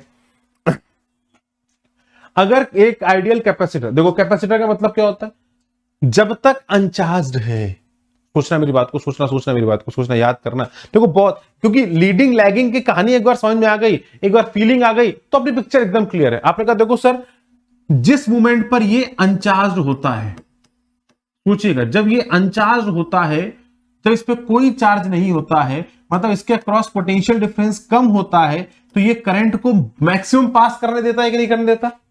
और जैसे जैसे ये चार्ज हो जाता है, देखो जैसे बैटरी कनेक्ट करोगे, अगर ये इनिशियल इंचार्ज याद है, इसको बिल्कुल प्लेन वायर की तरह बिहेव करता है, हम लोगों ने डीसी में पढ़ा है। उस फीलिंग को यहां पर समझना है तो आपको आइडिया लग जाएगा लीडिंग और लैगिंग का। तो आप बोलेंगे सर देखो कैपेसिटर के अक्रॉस जो पोटेंशियल ड्रॉप होता है वो 0 की तरफ अगर होगा तो करंट मैक्सिमम की तरफ होती है, और जब पोटेंशियल ड्रॉप मैक्सिमम की तरफ आता है इसके अक्रॉस तो करंट 0 हो जाती है। मतलब अगर इनिशियल बात करें तो ये पूरा का पूरा करंट पास होने देगा, लेकिन इसके अक्रॉस ईएमएफ डेवलप नहीं हो पाएगा, इसके अक्रॉस कोई ईएमएफ डेवलप नहीं हो पाएगा, क्योंकि जैसे जैसे करंट फ्लो करेगी चार्ज हो जाएगा, फिर ईएमएफ डेवलप होता है, और जब ईएमएफ मैक्सिमम पर पहुंचता है तो करंट 0 पर आ जाती है। तो पहले जब ये अनचार्ज है तो ये करंट को पास कराता है, अपने अक्रॉस पोटेंशियल डिफरेंस को डेवलप होने नहीं देता है। तो जब आई की वैल्यू मैक्सिमम है तो आप यहां पर इस तरीके से दिमाग में सोच सकते हैं, इस तरीके से सोच सकते हैं कि ये करंट को पास कराएगा। तो इनिशियली क्या होता है, ये करंट को मैक्सिमाइज कर देता है। तो यहां पर करंट लीड करती है, करंट तेजी से आती है सर्किट के अंदर, और उसके बाद इसके अक्रॉस ईएमएफ जनरेट होता है। तो फर्स्ट थिंग क्या होती है कि यहां पर आपका करंट जो है वो प्रोड्यूस होती है। तो आप बहुत सिंपल सी चीज है, जब भी ईएमएफ अप्लाई किया जाए कैपेसिटर के क्रॉस, तो यहां पर अगर हम क्या बोलते हैं इसको, किरचॉफ रूल लगाएंगे तो it is simply equal to E minus इसके अक्रॉस जो कैपेसिटेंस हो गया, ई बराबर E minus Q upon C equal to 0। तो अगर मैं यहां पर इसको लिखूंगा तो यहां पर मैं लिख सकता हूं बच्चों कि E is equals to C that is equals to Q, इस तरीके से लिखा जा सकता है बच्चों, याद है।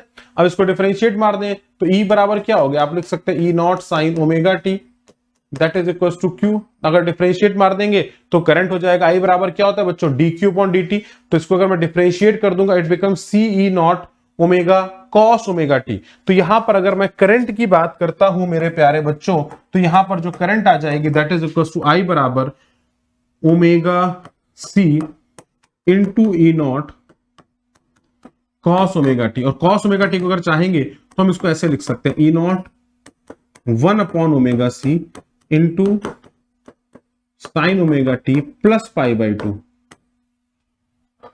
और यहां से हम देख सकते हैं यहां पर ये करंट जो है वो लीडिंग है। तो कैपेसिटर के केस में करंट ईएमएफ को लीड करती है, इंडक्टर के केस में करंट लैग करती है, और रेजिस्टेंस के केस में साथ साथ चलती है। जैसा ईएमएफ चेंज होगा वैसा ही करंट भी चेंज हो रही होगी। ये बात आप सभी प्यारे बच्चों को बिल्कुल अच्छे तरीके से दिमाग में रखनी है। इसमें कहीं कोई दिक्कत है तो आप मेरे साथ बता सकते हैं, मुझसे पूछ सकते हैं। ठीक है बच्चों, चलो भाई अब आते हैं नेक्स्ट पॉइंट के ऊपर, और नेक्स्ट पॉइंट को बहुत अच्छे समझते हैं। E and I is equal to E not sine omega T, और यहां पर अगर हम बात करें तो ये फंक्शन देखेंगे अगर, तो E यहां पर 0 पर है तो करंट जो है वो यहां पर लीडिंग है, करंट यहां पर लीड कर रही है। इस बात का आप सभी लोगों को ध्यान रखना है। करंट को लिखने का तरीका बेटा हम लोगों ने लिखा है E equal to I not, या I equals to E naught upon 1 upon omega c into sin omega t plus pi by 2, that is equals to I naught sin omega t plus pi by 2, where I naught is equals to omega c v naught, right? तो I is equals to हो गया E naught upon, तो यहां से अगर हम बात करेंगे तो इसकी वैल्यूज को हम डिफाइन यहां पर कर सकते हैं कि ये लीड करता है, तो करंट जो होगा it is always on the up side of the EMF, ये हमेशा EMF के अपर साइड पर होगा। इस छोटी सी बात का आप सभी बच्चों को ध्यान रखना है। हाँ संदीप, बिल्कुल मैंने लॉन्च कर दिया है, मोस्ट प्रोबेबली उसकी लिंक भी आ गई होगी, मैं देख लेता हूं आ गई कि नहीं आ गई। आ गई बच्चों, लिंक आ गई है, ध्यान से देखो आपको मिल जाएगी।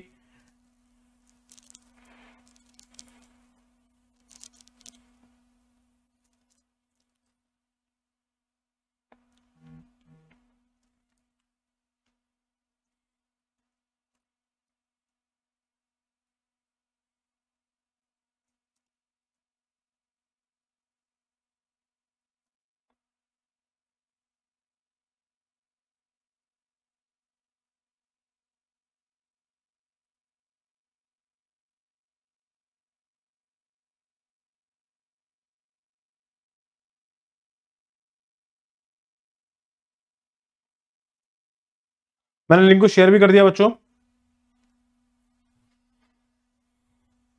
ठीक है। आइए अब इसकी बात करते हैं। तो जैसा आपको पता है कि करंट यहां पर लीड करेगी, आप सभी को पता है, तो यहां पर लीडिंग की बात हो जाएगी, और करंट और इसके बीच का फेज एंगल हमेशा पाई बाई 2 रहेगा, लीडिंग रहेगा। और यहां पर इस 1 अपॉन ओमेगा सी को यहां पर हम इसको कैपेसिटिव रिएक्टेंस का नाम भी दे सकते हैं, इसको हम नाम दे सकते हैं कैपेसिटिव रिएक्टेंस का, इसकी हम वैल्यू बोलते हैं एक्सी, जैसा कि आप यहां पर देख सकते हैं। This is 1 upon omega C. अगर हम इसकी बात करेंगे तो it is simply defined as capacitive reactance. इसकी वैल्यू कितनी हो गई? 1 अपॉन ओमेगा सी के बराबर हो गई, and it is inversely proportional to frequency. It is inversely proportional to frequency. ये फ्रीक्वेंसी के करस्पॉन्डिंग इनवर्सली प्रोपोर्शनल होता है। डीसी करंट में एक्सी की वैल्यू जो होती है वो इंफिनिटी की तरफ चली जाती है, इसलिए कि जैसे ही डीसी करंट उसमें जाता है इमीडिएटली चार्ज होके फिर वो कोई भी करंट को अपने थ्रू पास होने नहीं देता है। मतलब कैपेसिटर ऑफर करता है एक इनफाइनाइट रेजिस्टेंस को for the DC current. DC current के केस में एक कैपेसिटर जो होता है वो इनफाइनाइट रेजिस्टेंस को शो करता है, डिफाइन करता है, और वो अपने से खुद चार्ज होके फिर कोई डीसी करंट को पास होने नहीं देगा। ये सारी बातचीत आप समझ सकते हैं। इसका बहुत ज्यादा रोल रहेगा बच्चों, इसको बिल्कुल दिमाग में अच्छे से रखिएगा। This is very useful. आते हैं नेक्स्ट पॉइंट के ऊपर। इंडिविजुअल कंपोनेंट्स की अगर मैं बात करूं फॉर आर और एल और सी की बात की जाए तो मैं यहां पर बहुत सिंपल सी बातें समझ सकते हैं, और एक एक करके सारी बातों को समझिएगा, क्योंकि ये चीजें थोड़ी सी इंपॉर्टेंट हैं और एक एक करके सारी बातें एक जगह पर है। यहां पर वोल्टेज अगर V बराबर V not sine omega T है तो I बराबर I not sine omega T होगा। यहां पर voltage V not sine omega T है तो करंट पीछे की तरफ चलेगी I not sine omega T minus pi by 2। Similarly अगर मैं यहां पर बात करता हूं, यहां पर करंट ये है तो I पहले चलेगी प्लस ओमेगा टी की बात करेंगे, प्लस पाई बाई 2। यहां पर पीक करंट होगी V नॉट बाई आर, यहां पर पीक करंट होगी V not by omega L, यहां पर पीक करंट होगी V not upon 1 upon omega C या V not into omega C. यहां पर ये पीक करंट हो जाएगी। इसके लिए यहां पर हम डिफाइन करते हैं इंपीडेंस, मतलब कितना उसका रेजिस्टेंस है। इस पूरे के पूरे टर्म को हम इंपीडेंस के नाम से भी डिफाइन कर देते हैं, जिसको हम लोग बोलते हैं इंडक्टिव रिएक्टेंस, इसको हमने बोला कैपेसिटिव रिएक्टेंस, और इसको हम बोलते हैं रेजिस्टेंस। इनका एक होलिस्टिक टर्म जो होता है उसको हम बोलते हैं इंपीडेंस ऑफ द सर्किट, मतलब complete resistance of the circuit जिसकी हम बात करते हैं। अभी हम इसको भी आपको समझाएंगे, राइट। लेकिन यहां पर क्या होगा, यहां पर आपका इंपीडेंस होगा रेजिस्टेंस आर, यहां पर होगा एक्सएल जिसको हम बोलते हैं ओमेगा एल। ये फ्रीक्वेंसी के डायरेक्टली प्रोपोर्शनल है। फ्रीक्वेंसी बढ़ेगी तो ये भी बढ़ेगा, फ्रीक्वेंसी कम होगी तो ये भी कम होगा। लोअर फ्रीक्वेंसी पर जो इंडक्टर ऑफर करेगा रेजिस्टेंस वो कम होगा, हायर फ्रीक्वेंसी पर जो इंडक्टर ऑफर करेगा रेजिस्टेंस वो ज्यादा होगा, राइट। सिमिलरली यहां पर बात करेंगे तो कैपेसिटर का सीन बिल्कुल उल्टा होता है। कैपेसिटर फ्रीक्वेंसी के जस्ट अपोजिट होता है। हायर फ्रीक्वेंसी पर कैपेसिटर का रेजिस्टेंस कमजोर होता है और लोअर फ्रीक्वेंसी पर इसका हाई होता है। इसको इंडक्टिव रिएक्टेंस और कैपेसिटिव रिएक्टेंस नाम दिया जाता है। फेज डिफरेंस 0, इसका +π/2, ये लीड करेगा, ये लैग करेगा। ईएमएफ यहां पर क्या है, ईएमएफ लैग करेगा, याद रखिएगा, V lags I, V lead I, ठीक है। ईएमएफ की बात कर रहे हैं। फेजर डायग्राम की बात करेंगे, ये V और I एक साथ चलेंगे। यहां पर V लीडिंग होगा तो π/2 ऊपर होगा, ये यहां पर V लैगिंग होगा तो π/2 नीचे होगा, अगर करंट को हम एक्स एक्सिस पे लेते हैं तो। Variation of Z with F, अगर फ्रीक्वेंसी बढ़ाएंगे तो ऑब्वियस सी बात है रेजिस्टेंस तो यहां कांस्टेंट रहेगा, यहां रेजिस्टेंस बढ़ता जाएगा, यूनिफॉर्मली सीधे इंक्रीज करेगा। यहां पर जो रेजिस्टेंस है वो इनवर्सली प्रोपोर्शनल है तो डिक्रीज होता जा रहा होगा। जैसे जैसे आपकी फ्रीक्वेंसी कम होती जाएगी वैसे वैसे आपकी जो कैपेसिटर का फ्रीक्वेंसी और कैपेसिटर की वैल्यू है वो डिक्रीज होती चली जा रही होगी। इस बात का आप सभी को ध्यान रखना है, ठीक है। कम होगी तो बढ़ेगी, कम होगी तो इंक्रीज होती जा रही होगी, डिक्रीज होगा तो बढ़ेगा, ठीक है। ये बेसिक से सर्किट है, 1/R का सर्किट, इसके अलावा कुछ खास बड़ी बातें नहीं है। कोई दिक्कत वाली बात, कोई परेशानी वाली बात? अब आते हैं इसके आगे वाले पॉइंट्स पर। कुछ गोल्डन की पॉइंट्स है जो आपको ध्यान रखने हैं। Phase difference between capacitive and inductive reactance is pi. Inductive और कैपेसिटर के बीच का जो होगा वो कितना होगा? आप बोलेंगे सर अगर V को मैं यहां पर ले लूं तो आपको पता है कि करंट जो कैपेसिटर में होगी वो लीड करेगी और जो इंडक्टर में होगी वो लैग करेगी। तो इनके बीच का जो क्या बोलेंगे रिएक्टेंस होता है, इसके बीच का एक्सल, इनके बीच का एंगल कितना हो जाएगा? आप बोलेंगे pi, that is equal to 180 degree. Inductor called low pass filter because it allow to pass low frequency signal. Capacitor called high pass filter because it allow to pass high frequency signals. ये दोनों ही, एक को लो पास की तरह use किया जाता है, एक को हाई पास फिल्टर की तरह भी उपयोग किया जाता है। इस बात को आप सभी लोग दिमाग में रखेंगे, याद रखेंगे। ये इंपॉर्टेंट चीजें हैं जो दिमाग में रखनी है, फैक्चुअल बातें हैं जो पूछी जा सकती हैं, ये फैक्ट्स हैं। देखो फैक्ट्स पर खेला जाता है, ये बहुत बार होता है।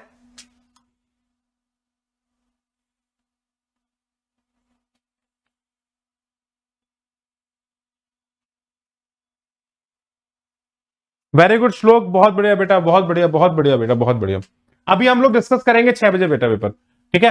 एंड अल्टरनेटिंग वोल्टेज E बराबर 200, देखो बहुत सिंपल सिंपल बात है। एंड अल्टरनेटिंग वोल्टेज E बराबर 200√2 sin 100t volt is connected to a 1 microfarad capacitor through an AC ammeter, reads its RMS value. What will be the reading of the ammeter? उसके ammeter की reading क्या होगी ये पूछा गया है।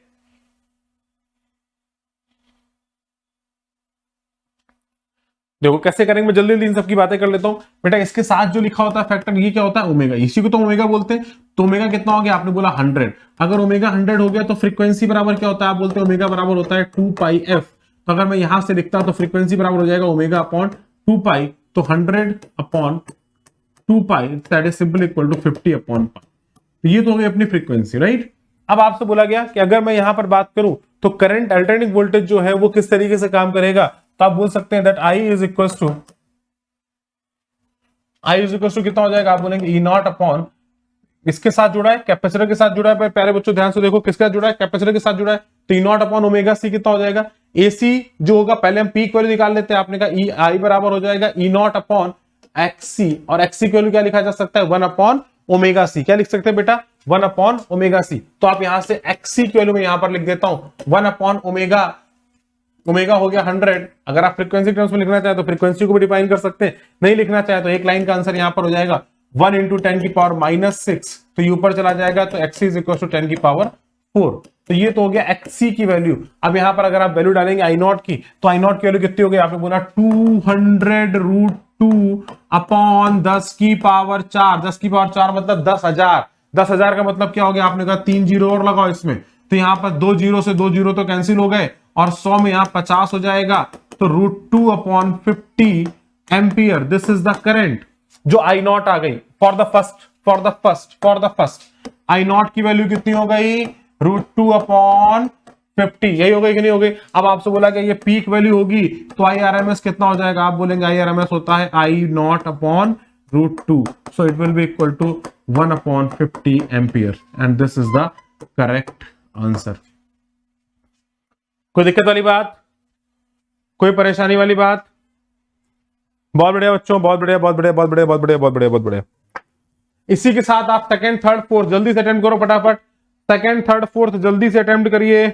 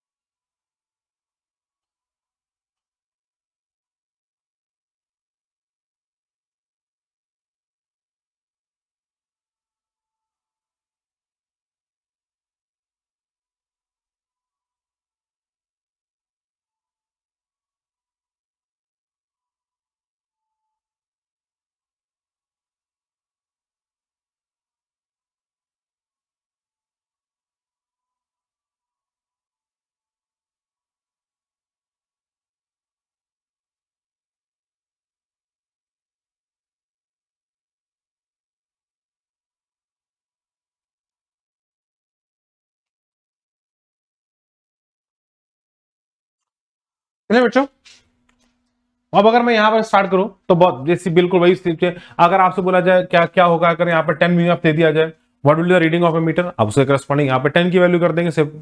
यहाँ पर आपको रिएक्टेंस अगर सी बराबर 200 मीटर दिया गया है और 10 हर्ट्ज का ऐसी सोर्स दे दिया गया, यहाँ पर आपको इक्वेशन नहीं दी गई, यहाँ पर फ्रीक्वेंसी के टर्म्स में दे दिया गया है, तो आप यहाँ से फ्रीक्वेंसी के टर्म्स में निकाल सकते हैं। तो these are the very easy question, hopefully आप लोगों ने कर लिए होंगे।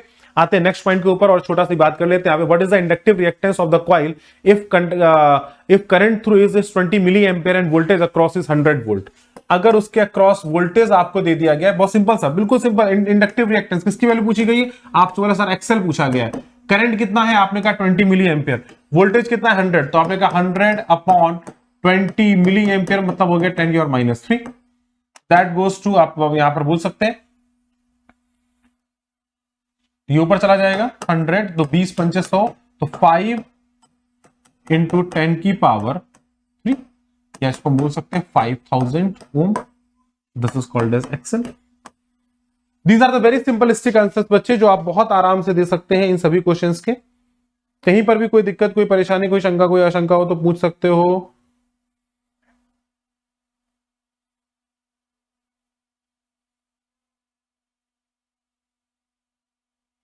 ठीक है, नेक्स्ट क्वेश्चन पे आते हैं। The reactance of a capacitor is 20 ohm, what does it mean, इसका मतलब क्या है। What will be its reactance if frequency of the AC is doubled, what will be it reactance when connected in DC circuit, what is its consequences. बहुत basic basic सी बातें पूछी गई, जल्दी सोचिए और फटाफट बताइए।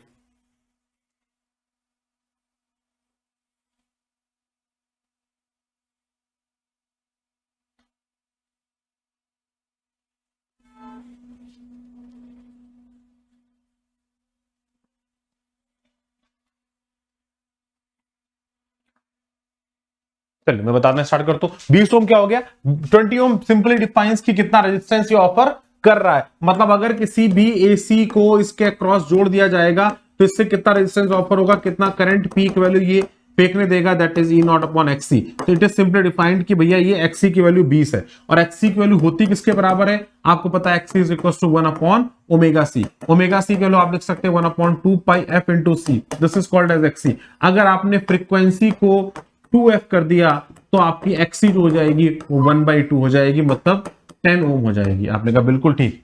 अगर इसको डीसी के साथ यूज कर दिया, मतलब डीसी का मतलब क्या होता है, आप बोलेंगे फ्रीक्वेंसी का जीरो होना।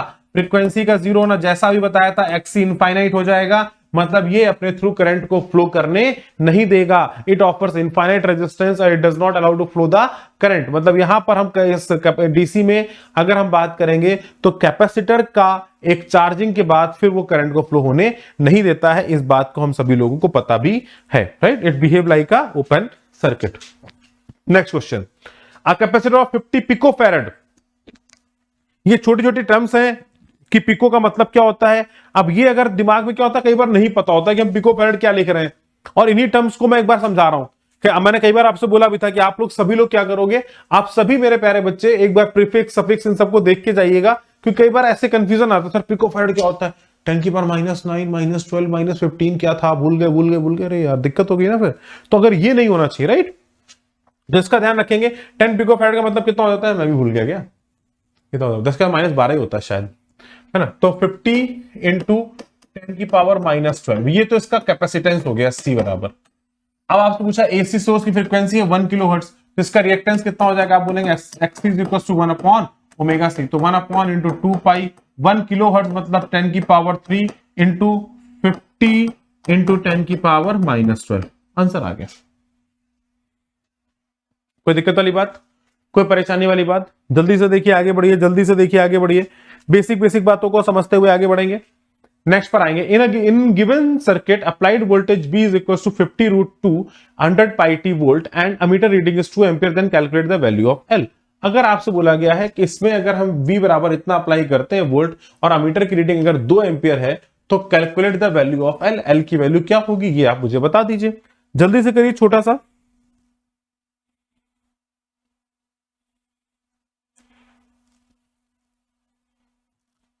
याद रखिएगा यहां पर छोटी सी गलतियां जो होती है वो समझाता हूं। देखिए क्वेश्चन देखने में बहुत आसान लगेंगे लेकिन बेसिक बातें। ये आई कौन सी है, अमीटर जो रिएक्ट करता है वो आरएमएस होती है, तो इसका भी आरएमएस कितना होगा, आप बोलेंगे इसका भी आरएमएस हो जाएगा 50√2 पीक वैल्यू का बाई √2, यही तो करते हैं, तो दैट इज इक्वल टू 50। तो अगर मैं यहां से बात करूंगा तो मैं बोल सकता हूं X L is equal to V by R, V RMS upon R I RMS, V by I, and it is equal to 50/2, that is equal to 25 ohm. तो एक्सएल किसके बराबर होता है, आप बोल सकते हैं omega L, that is equal to 25। तो ओमेगा की वैल्यू कितनी होगी बच्चों, फ्रीक्वेंसी टर्म्स में दिया गया 100, तो 100 into L is equal to 25। तो from here I can send L is equal to 1/4 henry. देख लीजिए बच्चों, कुछ गलती तो नहीं करी है। ओमेगा 100 पाई है, ध्यान रखिए 100 पाई, सॉरी 100 पाई, माय मिस्टेक 100 पाई है तो 1/4 पाई आएगा। ये 100 पाई है बेटा, ओमेगा टी होता है ना, टी के साथ का कोफिशिएंट 100 पाई, ठीक है। नेक्स्ट पर आते हैं,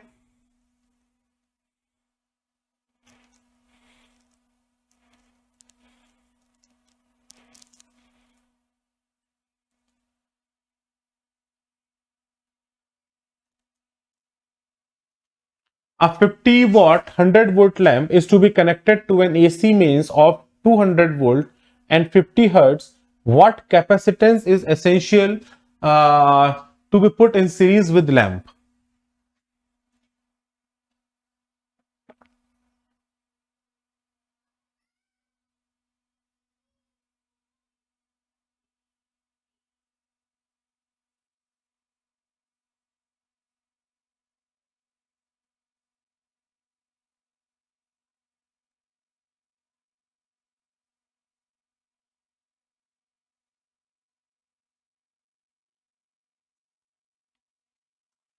पचास वॉट का लैंप है, 100 वोल्ट के क्रॉस लगा है, 50 watt 100 volt lamp is to be connected and AC mains of 200 volt and 50 hertz. What capacitance is essential to be put in series with lamp? ये 100 वोल्ट पर जलेगा, इसके अक्रॉस पोटेंशियल ड्रॉप 100 वोल्ट से ज्यादा नहीं होना चाहिए। सप्लाई 200 वोल्ट की है, तो क्या करें कैसे करें ये बताना है। बहुत बढ़िया क्वेश्चन, बेसिक क्वेश्चन, जल्दी से बता दो।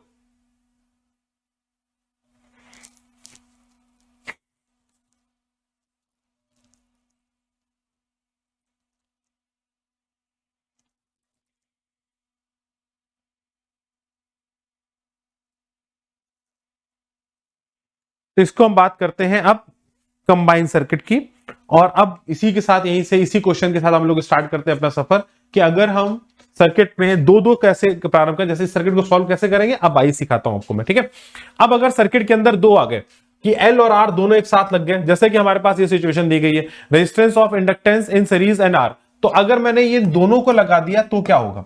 अब बोथ आर इन सीरीज, पहली बात समझिएगा, अगर दोनों के दोनों सीरीज हैं तो सर्किट का series combination of resistance R and L connected with the source of alternating EMF E बराबर E naught sine omega T. तो इसके करस्पॉन्डिंग हम क्या बोलेंगे, आप बोलेंगे सर देखो इसका मतलब ये तो है कि अगर E बराबर E naught sine omega T corresponding हो गया है तो हमें पता है कि यार दोनों के अक्रॉस जो दोनों से जो पास होने वाली करंट होगी, क्योंकि सीरीज में कनेक्टेड है, तो ऑब्वियस सी बात है किसी भी इंस्टेंट पर जो भी करंट पास हो रही होगी वो तो बिल्कुल सेम हो रही होगी, वो तो बिल्कुल सेम हो रही होगी। अब इसके क्रॉस ईएमएफ कुछ और होगा, इसके क्रॉस ईएमएफ कुछ और होगा, करस्पॉन्डिंगली जो वैल्यूज आ रही होंगी और उसका जो रिजल्टेंट होगा वो इसके क्रॉस निकल के आ रहा होगा। आपने कहा ये भी बात बिल्कुल सही है भाई, इसी के करस्पॉन्डिंग तो वैल्यूज हो रही होंगी, उसी करस्पॉन्डिंग वैल्यूज निकल के आ रही होंगी। तो कैसे कैलकुलेट करते हैं, जल्दी से आइए और देखना प्रारंभ करिए इस पूरी सिचुएशन को, ताकि फिर हम इसको और क्लियरली एक्सप्लेन कर सकें। जल्दी से एक बार जो भी आपने पढ़ा है फटाफट जल्दी से अपने नोट्स खोल लीजिए और उसको देखना स्टार्ट करिए। मैं स्टार्ट करता हूं पढ़ाना, आपके पास 2-3 मिनट का समय दे रहा हूं।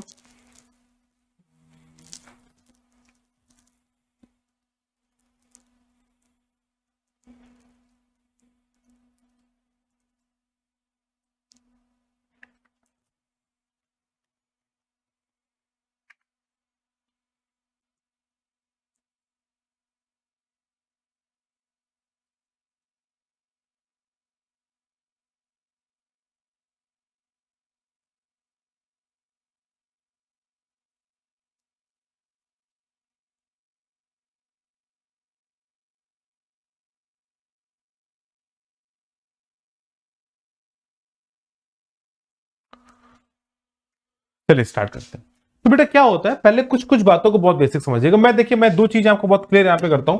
मैं अभी इस चीज को नहीं मान रहा है कि यार यहां पर करंट ये ईएमएफ क्या लगा हुआ है, मानते भी ईएमएफ कुछ लगाया होगा, ई बराबर E not sine omega T plus 5 ऐसे कुछ बोल देते हैं। एक सेकंड होगा, अगर हम मान लें यहां पर तो थोड़ा सा कन्वीनियंट हो जाता है बच्चों के लिए क्वेश्चन को समझ पाना, नहीं तो कई बार बच्चे समझ नहीं पाते।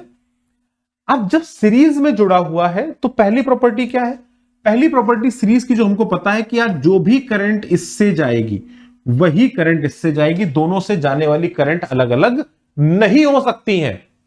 द करंट जो पास हो रही होगी वो एक ही होगी, ये पहली फिक्स वैल्यू। मतलब ये चीज अगर आपने समझ ली कि सीरीज कॉम्बिनेशन का मतलब है तो आपको इन सब कहानियां बिल्कुल क्लियर हो जाएंगी। आपने कहा बिल्कुल सही है सर, तो इसके क्रॉस कुछ रेजिस्टेंस होगा VR और इसके क्रॉस कुछ रेजिस्टेंस होगा VL। आपने कहा बिल्कुल ठीक है। तो अगर मैं VR की बात करता तो किसी भी इंस्टेंट पर अगर इससे करंट आई जा रही होगी तो it is equal to I into R, और किसी भी इंस्टेंट पर अगर इससे कोई VL की बात करेंगे तो आप यहां पर बोल सकते हैं कि VL जो होगा जिसके हम I इंटू XL की बात करें तो it will be leading by pi by 2, क्योंकि एक सोर्स ईएमएफ जो है वो साइनसोइडल है, तो यहां से जो करंट होगी वो भी कुछ पीरियोडिकली जा रही होगी। अब मैं मान लेता हूं कि इसकी वैल्यू I बराबर I not sine omega T है, ये मैंने मान ली। कन्वीनियंट रहता है, प्लस 5 लगाऊंगा तो वैल्यूज बड़ी हो जाएंगी, बाद में आप प्लस 5 जोड़ दोगे उससे कुछ फर्क नहीं पड़ता है, लेकिन बार बार लिखने में मुझको दिक्कत आएगी और आपको ऐसा लगेगा कि बड़े बड़े एक्सप्रेशन असर बना रहे हैं, पता नहीं क्या, मुझे समझ में नहीं आ रहा। इसलिए बहुत सिंपल सी बात मान ली कि यार इससे जो करंट पास हो रहे हो किसी भी इंस्टेंट पर, it can be defined as simply I बराबर I not sine omega T. तो अगर मैं VR की बात करता तो VR जो पोटेंशियल अक्रॉस द रेजिस्टेंस हो जाता है, it can simply be defined as I not sine omega T into R। And simply VL की बात करते it is simply defined as I not sine omega T into XL। लेकिन आपने कहा sir गलती कर दी। अरे क्या गलती करी, आपने कहा सर देखो जो वोल्टेज होता है, जो ईएमएफ होता है किसके क्रॉस, इसके क्रॉस, वो लीडिंग होता है। किससे लीडिंग होता है, करंट से आगे चलता है। तो करंट से आगे चलता है तो मैंने कहा क्या करना पड़ेगा, आपने कहा सर यहां पर प्लस पाई बाई 2 करना पड़ेगा, तो you have to put plus pi by 2 over here. तो आपने कहा इसका मतलब कुछ बातें तो समझने वाली हो गई। आपने कहा क्या इसका मतलब दोनों वैल्यूज अलग अलग हो रही हैं, क्या दोनों को सीधे नहीं सीधे जोड़ा नहीं जा सकता? क्या मैं ये नहीं बोल सकता हूं कि V R plus V L बराबर ई? क्या ये स्टेटमेंट गलत है? क्या यह स्टेटमेंट गलत है? आप बोलेंगे कि हां सर ये स्टेटमेंट जो है वो गलत है, ये स्टेटमेंट जो है वो गलत है, वो बिल्कुल गलत, क्योंकि आप अगर जनरल डिफाइन करेंगे तो हर समय पर वैल्यूज जो होंगी वो अलग अलग निकल के आ रही होंगी। तो अगर हम बात करेंगे वी आर की वैल्यू आई बराबर I not sine omega T into R है और वी एल की वैल्यू आई नॉट, तो ये पाई बाई 2 प्लस फेज पे चल रहा है। कैसे चल रहा है बच्चे? ये पाई बाई 2 के प्लस फेज पे चल रहा है। तो अगर मैं इसके करस्पॉन्डिंग बात करूं तो मैं ये नहीं बोल सकता हूं कि जो maximum value of V R है plus maximum value of V L है वो ई के बराबर होगा। आपने कहा नहीं सर, किसी भी इंस्टेंट पर मैं ये जरूर बोल सकता हूं कि भैया जो भी पोटेंशियल इसके क्रॉस होगा प्लस जो इसके क्रॉस होगा टोटल मिला के वो उस इंस्टेंट पर इसका पोटेंशियल होगा एट द सेम टाइम। मतलब आपने कहा कि सर मैं पीक वैल्यू की बात नहीं कर सकता हूं, लेकिन मैं ये तो लिख सकता हूं ना कि आई नॉट, समझना मेरी बात को मेरे बच्चों, समझना, गलतियां यहीं पर होती हैं, लोग की अंडरस्टैंडिंग यहां पर गुल हो जाती है। I not sine omega T plus pi by 2 into XL it must be equal to E not sine omega T plus 5, जो भी इसका होगा 5 वो मुझे नहीं पता अभी, लेकिन मैं ये इंस्टेंट पर लिख सकता हूं, ये बात बिल्कुल सही है। लेकिन इन दोनों की पीक वैल्यू बराबर होंगी ये कहना गलत हो जाएगा। किसी भी इंस्टेंट पर जो इसके अक्रॉस ईएमएफ होगा इसके क्रॉस होगा वही इसके क्रॉस होगा, लेकिन कितना होगा कैसे? अब आपने कहा सर इन दोनों को तो जोड़ ही नहीं सकते, ये प्लस पाई बाई 2 का फेज डिफरेंस है। मैंने कहा अरे यार भूल गए तुम, कहां पढ़ा था? एसएचएम में सुपरपोजिशन पढ़ा था। दो को जोड़ना हम लोगों ने एसएचएम में सीख लिया था मेरे बच्चों, दो को जोड़ना हमने एसएचएम में सीख लिया था। और दो को जोड़ना अगर हमने एसएचएम में सीखा था तो हमने कैसे सीखा था? हमने कहा इनको फेजर से जोड़ देते थे। हमने कहा देखो भैया आई, तो अगर मैं इधर की तरफ मान लू ये करंट आई है तो ईएमएफ जो होगा किसका? रेजिस्टेंस का, ई आर या वी आर जिसको हम बोल रहे हैं। तो वी आर अगर मैं बात करूंगा it is simply defined as I upon I into R, I not into R. और जो यहां पर वी एल होगा क्योंकि ये लीडिंग है तो it is simply defined as I not into XL. ये तो इनकी पीक वैल्यूज हैं, ध्यान दीजिएगा बच्चों, मैं पीक वैल्यू की बात कर रहा हूं। आपने कहा ये इन दोनों की पीक वैल्यू है, तो पीक वैल्यू का रिजल्टेंट याद है वेक्टर समेशन निकालते थे हम, दो को जोड़ते थे। तो दो साइनसॉइडल फंक्शन को कैसे जोड़ा जाता है, इनका रिजल्टेंट कैसे निकाला जाता है, इसी बात को तो हमको सीखना होता है। तो उस बात को हम कैसे सीखते हैं? हमने भैया वी आर की बात कर ली, वी एल के दोनों के फेज को डिफाइन कर दिया। आपने बोला सर वी आर का फेज इधर है, वी एल का फेज इधर की तरफ है, इनके बीच का एंगल पाई बाई 2 है, तो इसका जो रिजल्टेंट होगा वो इनके बीच से जा रहा होगा and this angle will be phi.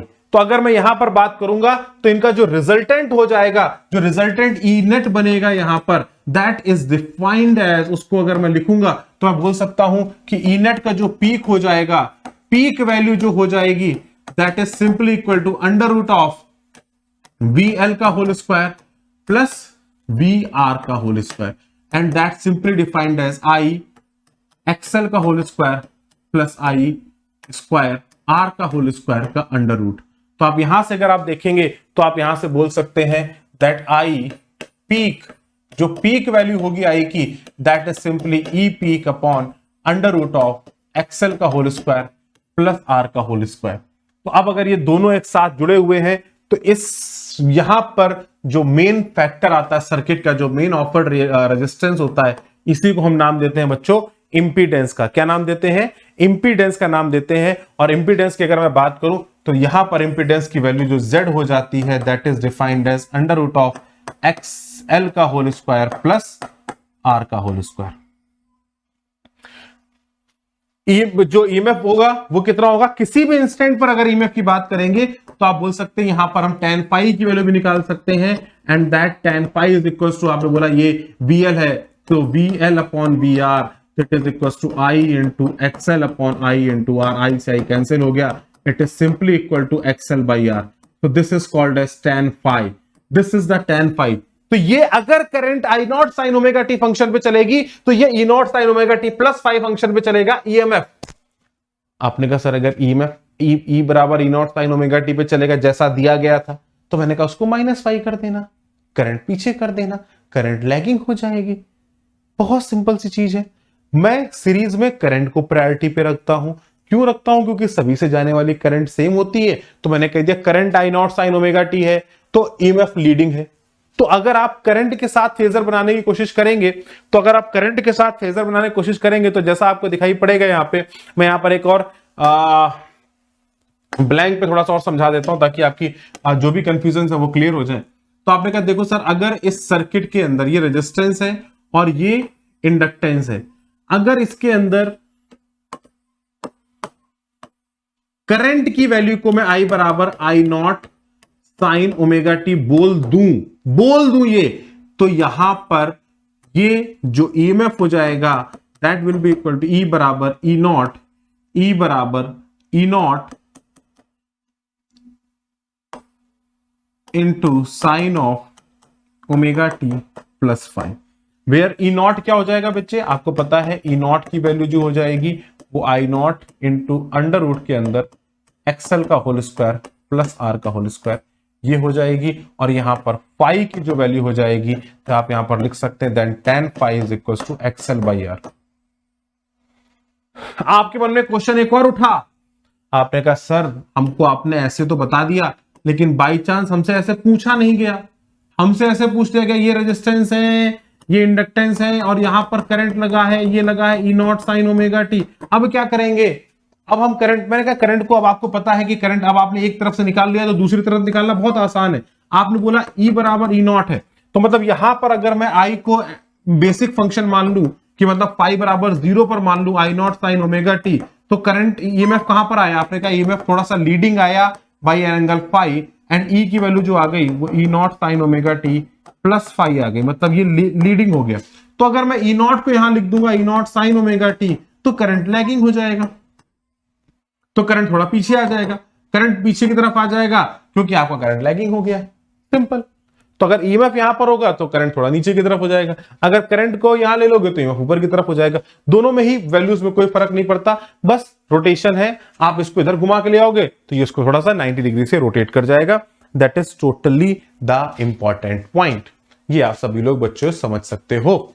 Next point पर आता हूं मेरे प्यारे प्यारे बच्चों, नेक्स्ट पॉइंट पर आ रहा हूं, इस बात को समझो। तो रिजल्टेंट जो होगा वो हमेशा डिफाइन किया जाएगा R square plus XL square, इसी को हम लोग बोलते हैं इंपीडेंस, इसी को हम लोग नाम देते हैं बच्चों इंपीडेंस का।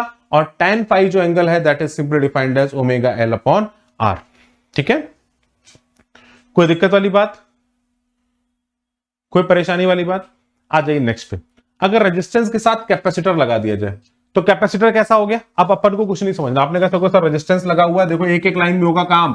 अब सिंगल लाइन सॉल्यूशंस देखने हैं, थ्योरी की बात करेंगे। सिंगल लाइन मैंने देखो भैया करंट अगर चल रही है साइन ओमेगा टी, मतलब दोनों पे तो सेम करंट होगी। आपने कहा वीसी कितना होगा? आप बोल सकते हैं सर वीसी की बात करेंगे तो यहां पर हो जाएगा I not into XC into sine of omega T. यहां पर जो पोटेंशियल होता है, पोटेंशियल डिफरेंस होता है, वो बाद में आता है करंट के बाद। करंट पहले चार्ज करेगा फिर पोटेंशियल आएगा, तो करंट को पहले चार्ज तो करने दो, तो मतलब यहां पर -π/2 होगा, मतलब इसके अक्रॉस पोटेंशियल लैगिंग होगा, लैग कर रहा होगा, पीछे की तरफ होगा, करंट लीड कर रहा होगा, आगे की तरफ होगा, π/2 एंगल से आगे होगा। और यहां पर अगर मैं बात करूं तो VR की वैल्यू हो जाएगी I इंटू आर। VR कितना हो गया बच्चों मेरे? I इंटू आर, या इसको मैं सिंपल लिख सकता हूं सेम फेज में रहेगा, तो it is equal to I not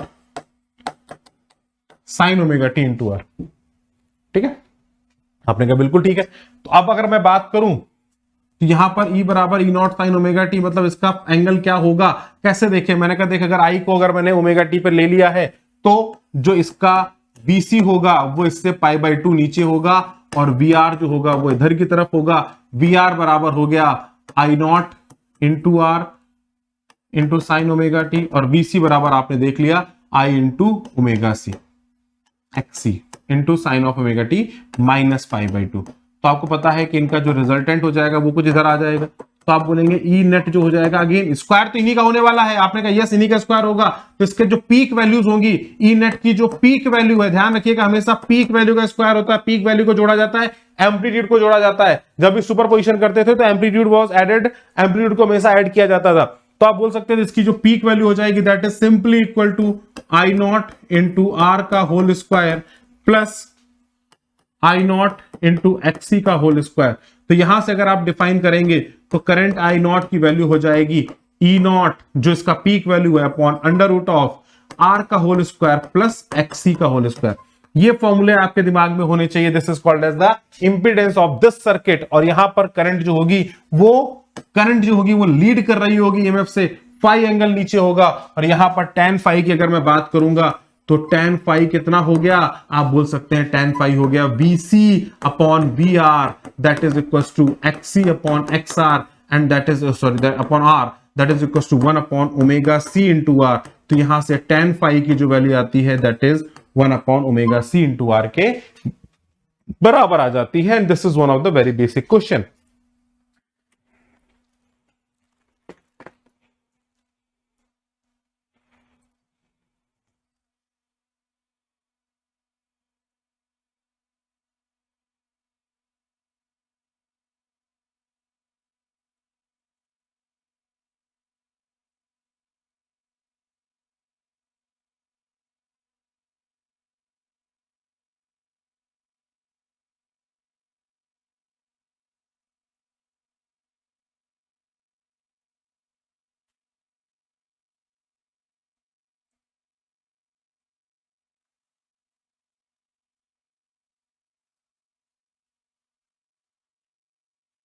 आते हैं बच्चों यहां पे। अब नेक्स्ट की बात करें तो अगर फेजर डायग्राम आरसी सर्किट की बात करेंगे तो नीचे की तरफ आएगा। अगर ईएमएफ की बात करेंगे तो ईएमएफ हमेशा ईएमएफ अगर हम बात करेंगे तो आरसी सर्किट सी में आपको ये बात पता होनी चाहिए। कैपेसिटर के केस में ईएमएफ बाद में आता है, ईएमएफ लैगिंग होता है करंट के कंपैरिजन में, तो ईएमएफ हमेशा लैग करेगा। ये आपको दिमाग में रखना है, ये हमेशा आपको दिमाग में रखना है। अगर करंट आपकी एक्स एक्सिस पे लोगे तो ईएमएफ हमेशा थोड़ा सा नीचे की तरफ आएगा। अगर ईएमएफ आप हमेशा एक्स एक्सिस पे ले लोगे तो करंट थोड़ा ऊपर की तरफ आ जाएगा। बेसिक सी बातें, कुछ अंतर नहीं है, राइट। इसको कैपेसिटिव इंडक्टेंस बोल देते हैं, इंपीडेंस ये R square plus X square जो अपन ने बात करी अभी, राइट। अब आ जाता है RL, RC and LC circuit. अब अगर एलसी सर्किट की बात भी कर ले, इन तीनों को भी जोड़ दिया जाएगा। तो अगर मैं एलसी सर्किट की बात करूं बच्चे तो यहां पर वोल्टेज जो होगा वो करंट से लीड कर रहा होगा और जो कैपेसिटिव इंपीडेंस होगा वो लैग कर रहा होगा। तो अगर हम यहां पर बात करें बच्चों तो ये ध्यान रखिएगा जो भी बड़ा होगा, अगर VL बड़ा हो गया, VL is greater than VC है तो नेट ईएमएफ कितना होगा, VL माइनस VC होगा। अगर VC is greater than VC हो गया तो इसको VC is greater than VL बोल सकते हैं। और हमेशा क्योंकि कोई रेजिस्टेंस नहीं है तो करंट की दिशा में कुछ भी नहीं होने वाला है, मतलब ईएमएफ जो होगा वो हमेशा π/2 के फेस पर रहेगा, या ऊपर या नीचे। किस पे डिपेंड करेगा, कौन ज्यादा है। अगर VC ज्यादा होगा तो आपको पता है कि लैगिंग होता है, कैपेसिटर के केस में ईएमएफ लैगिंग होता है। अगर VC ज्यादा होगा तो लैग करेगा ईएमएफ, अगर VL ज्यादा होगा तो लीड करेगा। इन दोनों ही केसेस में आपको एक चीज पता होनी चाहिए।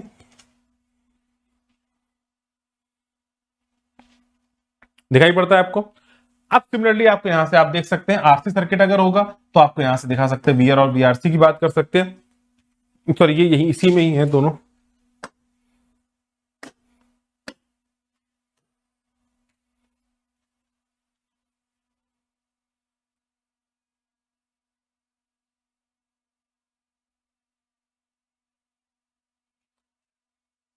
ये यहां से इसके साथ ही है बेटा, ठीक है।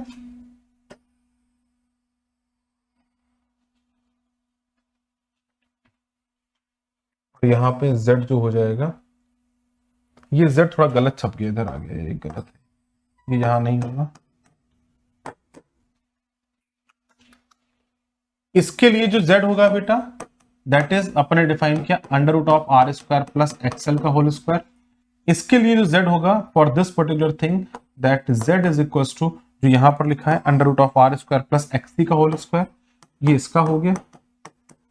और इसके लिए जो Z होगा फॉर दिस पर्टिकुलर सर्किट, यहां पर जो Z होगा that is simply defined as XL minus एक्ससी।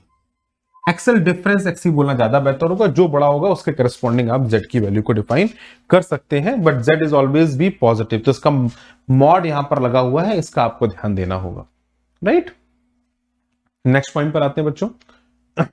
Frequency के वेरिएशन की बात की है, अगर फ्रीक्वेंसी बढ़ेगी, अगर फ्रीक्वेंसी की वैल्यू बढ़ेगी यहां पर, तो आपको पता है इंपीडेंस लगा हुआ है, तो एक्सएल बढ़ जाएगा, एक्सएल बढ़ जाएगा, तो एक्सएल के करस्पॉन्डिंग अगर हम जैसे बात करेंगे तो जेड की वैल्यू लगातार इंक्रीज करती जाएगी। तो आर से स्टार्ट होगा फ्रीक्वेंसी 0 पर और लगातार इंक्रीज करता जाएगा फ्रीक्वेंसी के साथ। यहां पर फ्रीक्वेंसी से लगातार डिक्रीज करता जाएगा।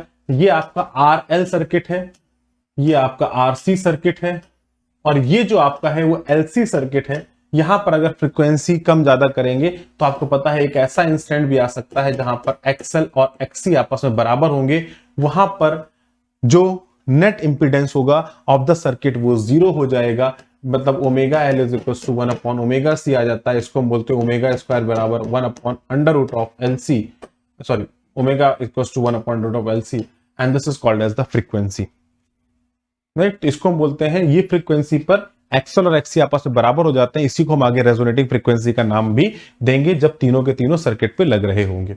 तो अब अगर हम बात करें, एक छोटा सा क्वेश्चन आपके सामने है कि in an RC circuit the RMS voltage given as 220 volt, its frequency is 50 hertz, R बराबर 100 ओम दिया गया है, सी आपको दे दिया गया है 100 upon pi. RC circuit question है, इंपीडेंस ऑफ द सर्किट कितना होगा, पावर फैक्टर, एंगल क्या होगा, पावर फैक्टर कितना होगा, करंट कितना होगा, मैक्सिमम करंट कितनी होगी, वोल्टेज अक्रॉस आर कितना होगा, वोल्टेज अक्रॉस सी कितना होगा, maximum voltage across R, maximum voltage across C, average power by R and average power emitted by C क्या होगा, ये आप सभी से पूछा गया है। बहुत अच्छा क्वेश्चन है और बहुत सारी चीजें एक ही जगह पूछ ली गई है, तो मोस्ट प्रोबेबली आपको काफी हद तक एक्सपोजर मिल जाएगा एक ही जगह पे।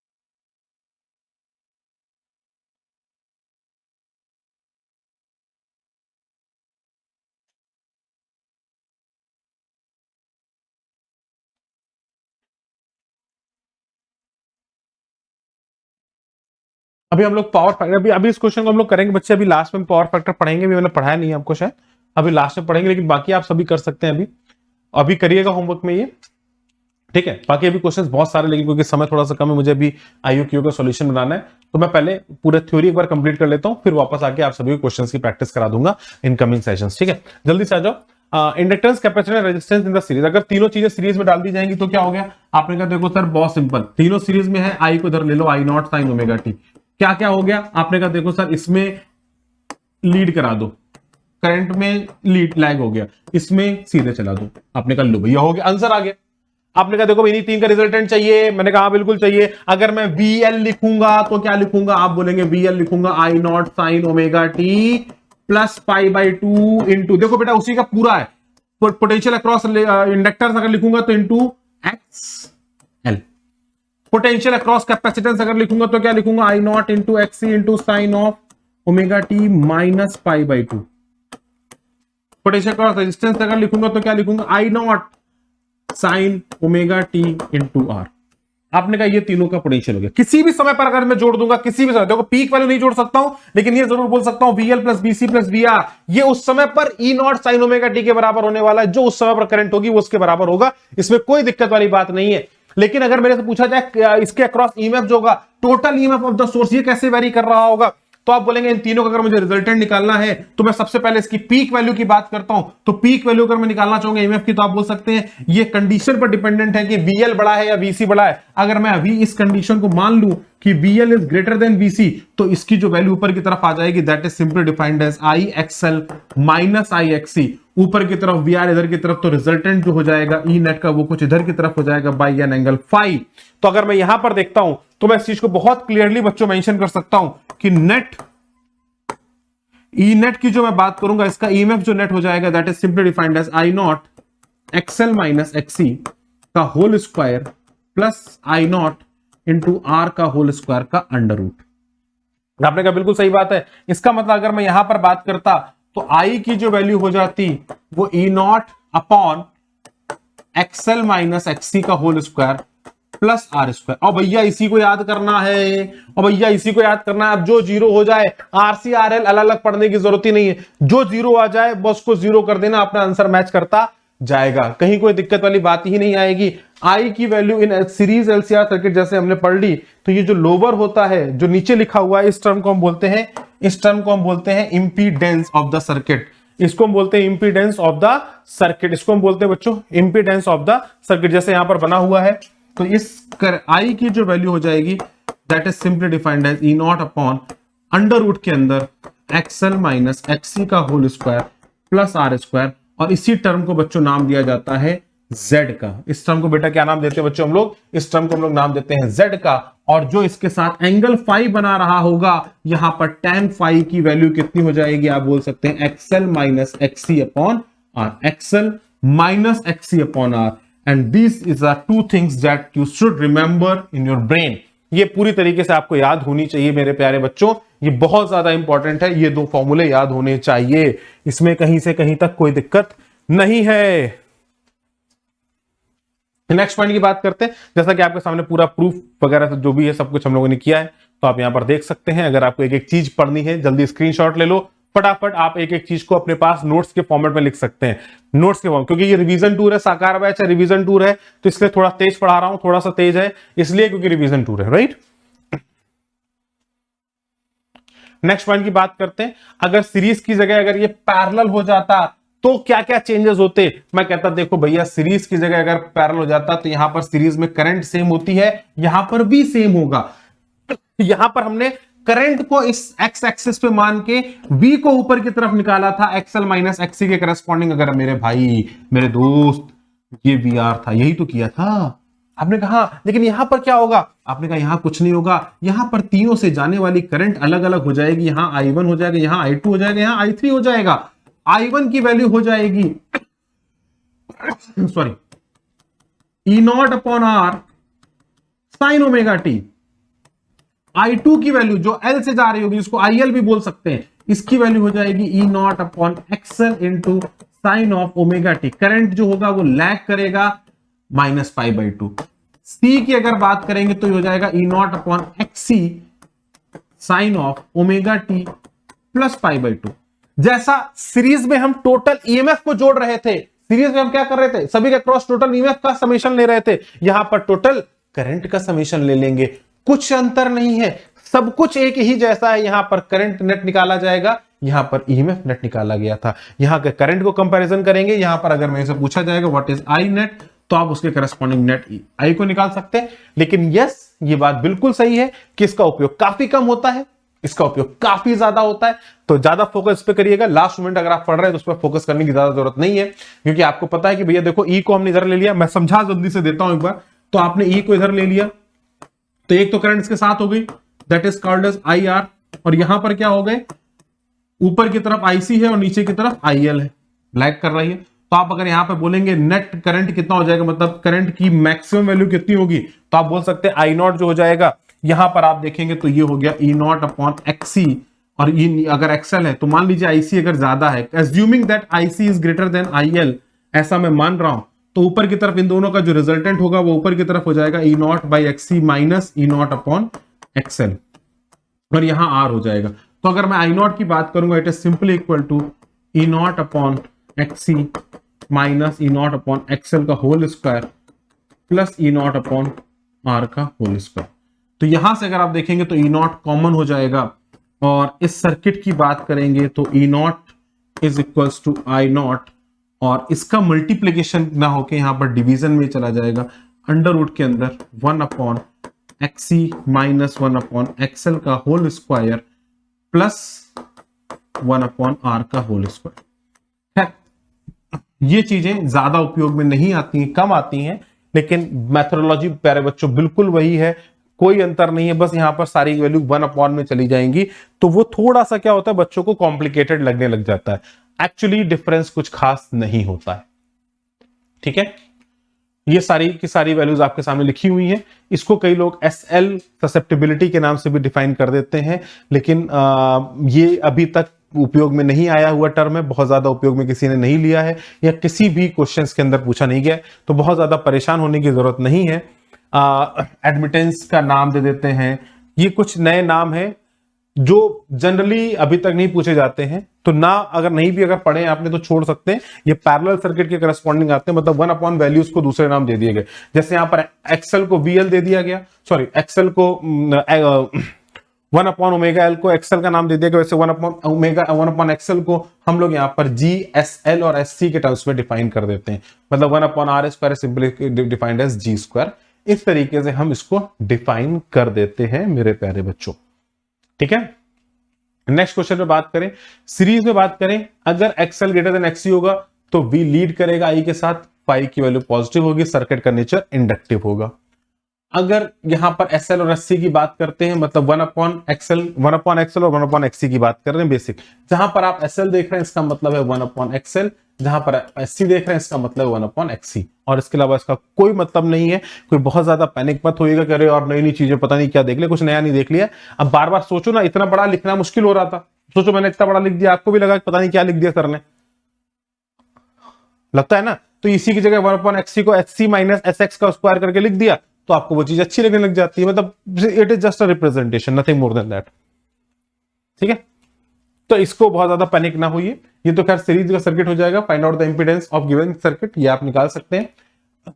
इन सभी के ये पैरेलल का क्या होगा, ये भी, ये सारे होमवर्क करने, मतलब स्क्रीनशॉट लेते हुए चलिए भाई, आप लोग स्क्रीनशॉट लेते हुए चलो, स्क्रीनशॉट लेते हुए चलो। जो भी जिनकी प्रैक्टिस नहीं हुई वो सब स्क्रीनशॉट लेते हुए चलेंगे इनके पूरे।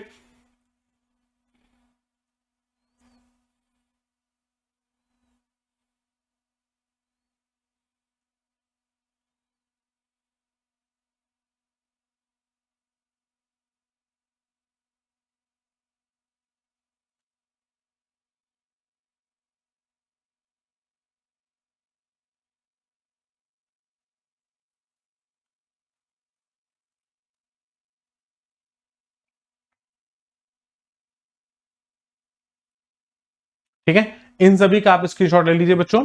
और इसके बाद resonance condition, damping and driven oscillation, ये इसके नेक्स्ट सेशन में हम लोग प्लान करेंगे। आज हम लोग गैल्सिया सर्किट कंप्लीट किया है, अब इसके नेक्स्ट सेशन में हम लोग डैम्पिंग, पावर फैक्टर और किस किस तरीके से हमारी रेजोनेंस होगी, कब कब रेजोनेंस होगी, इसकी पूरी प्लानिंग हम लोग नेक्स्ट सेशन में करेंगे। तो नेक्स्ट सेशन जो हम लोग अभी करने वाले हैं उसके अंदर हम इस चीज को पढ़ेंगे। ठीक है बच्चों, take care, bye bye, tata, thank you.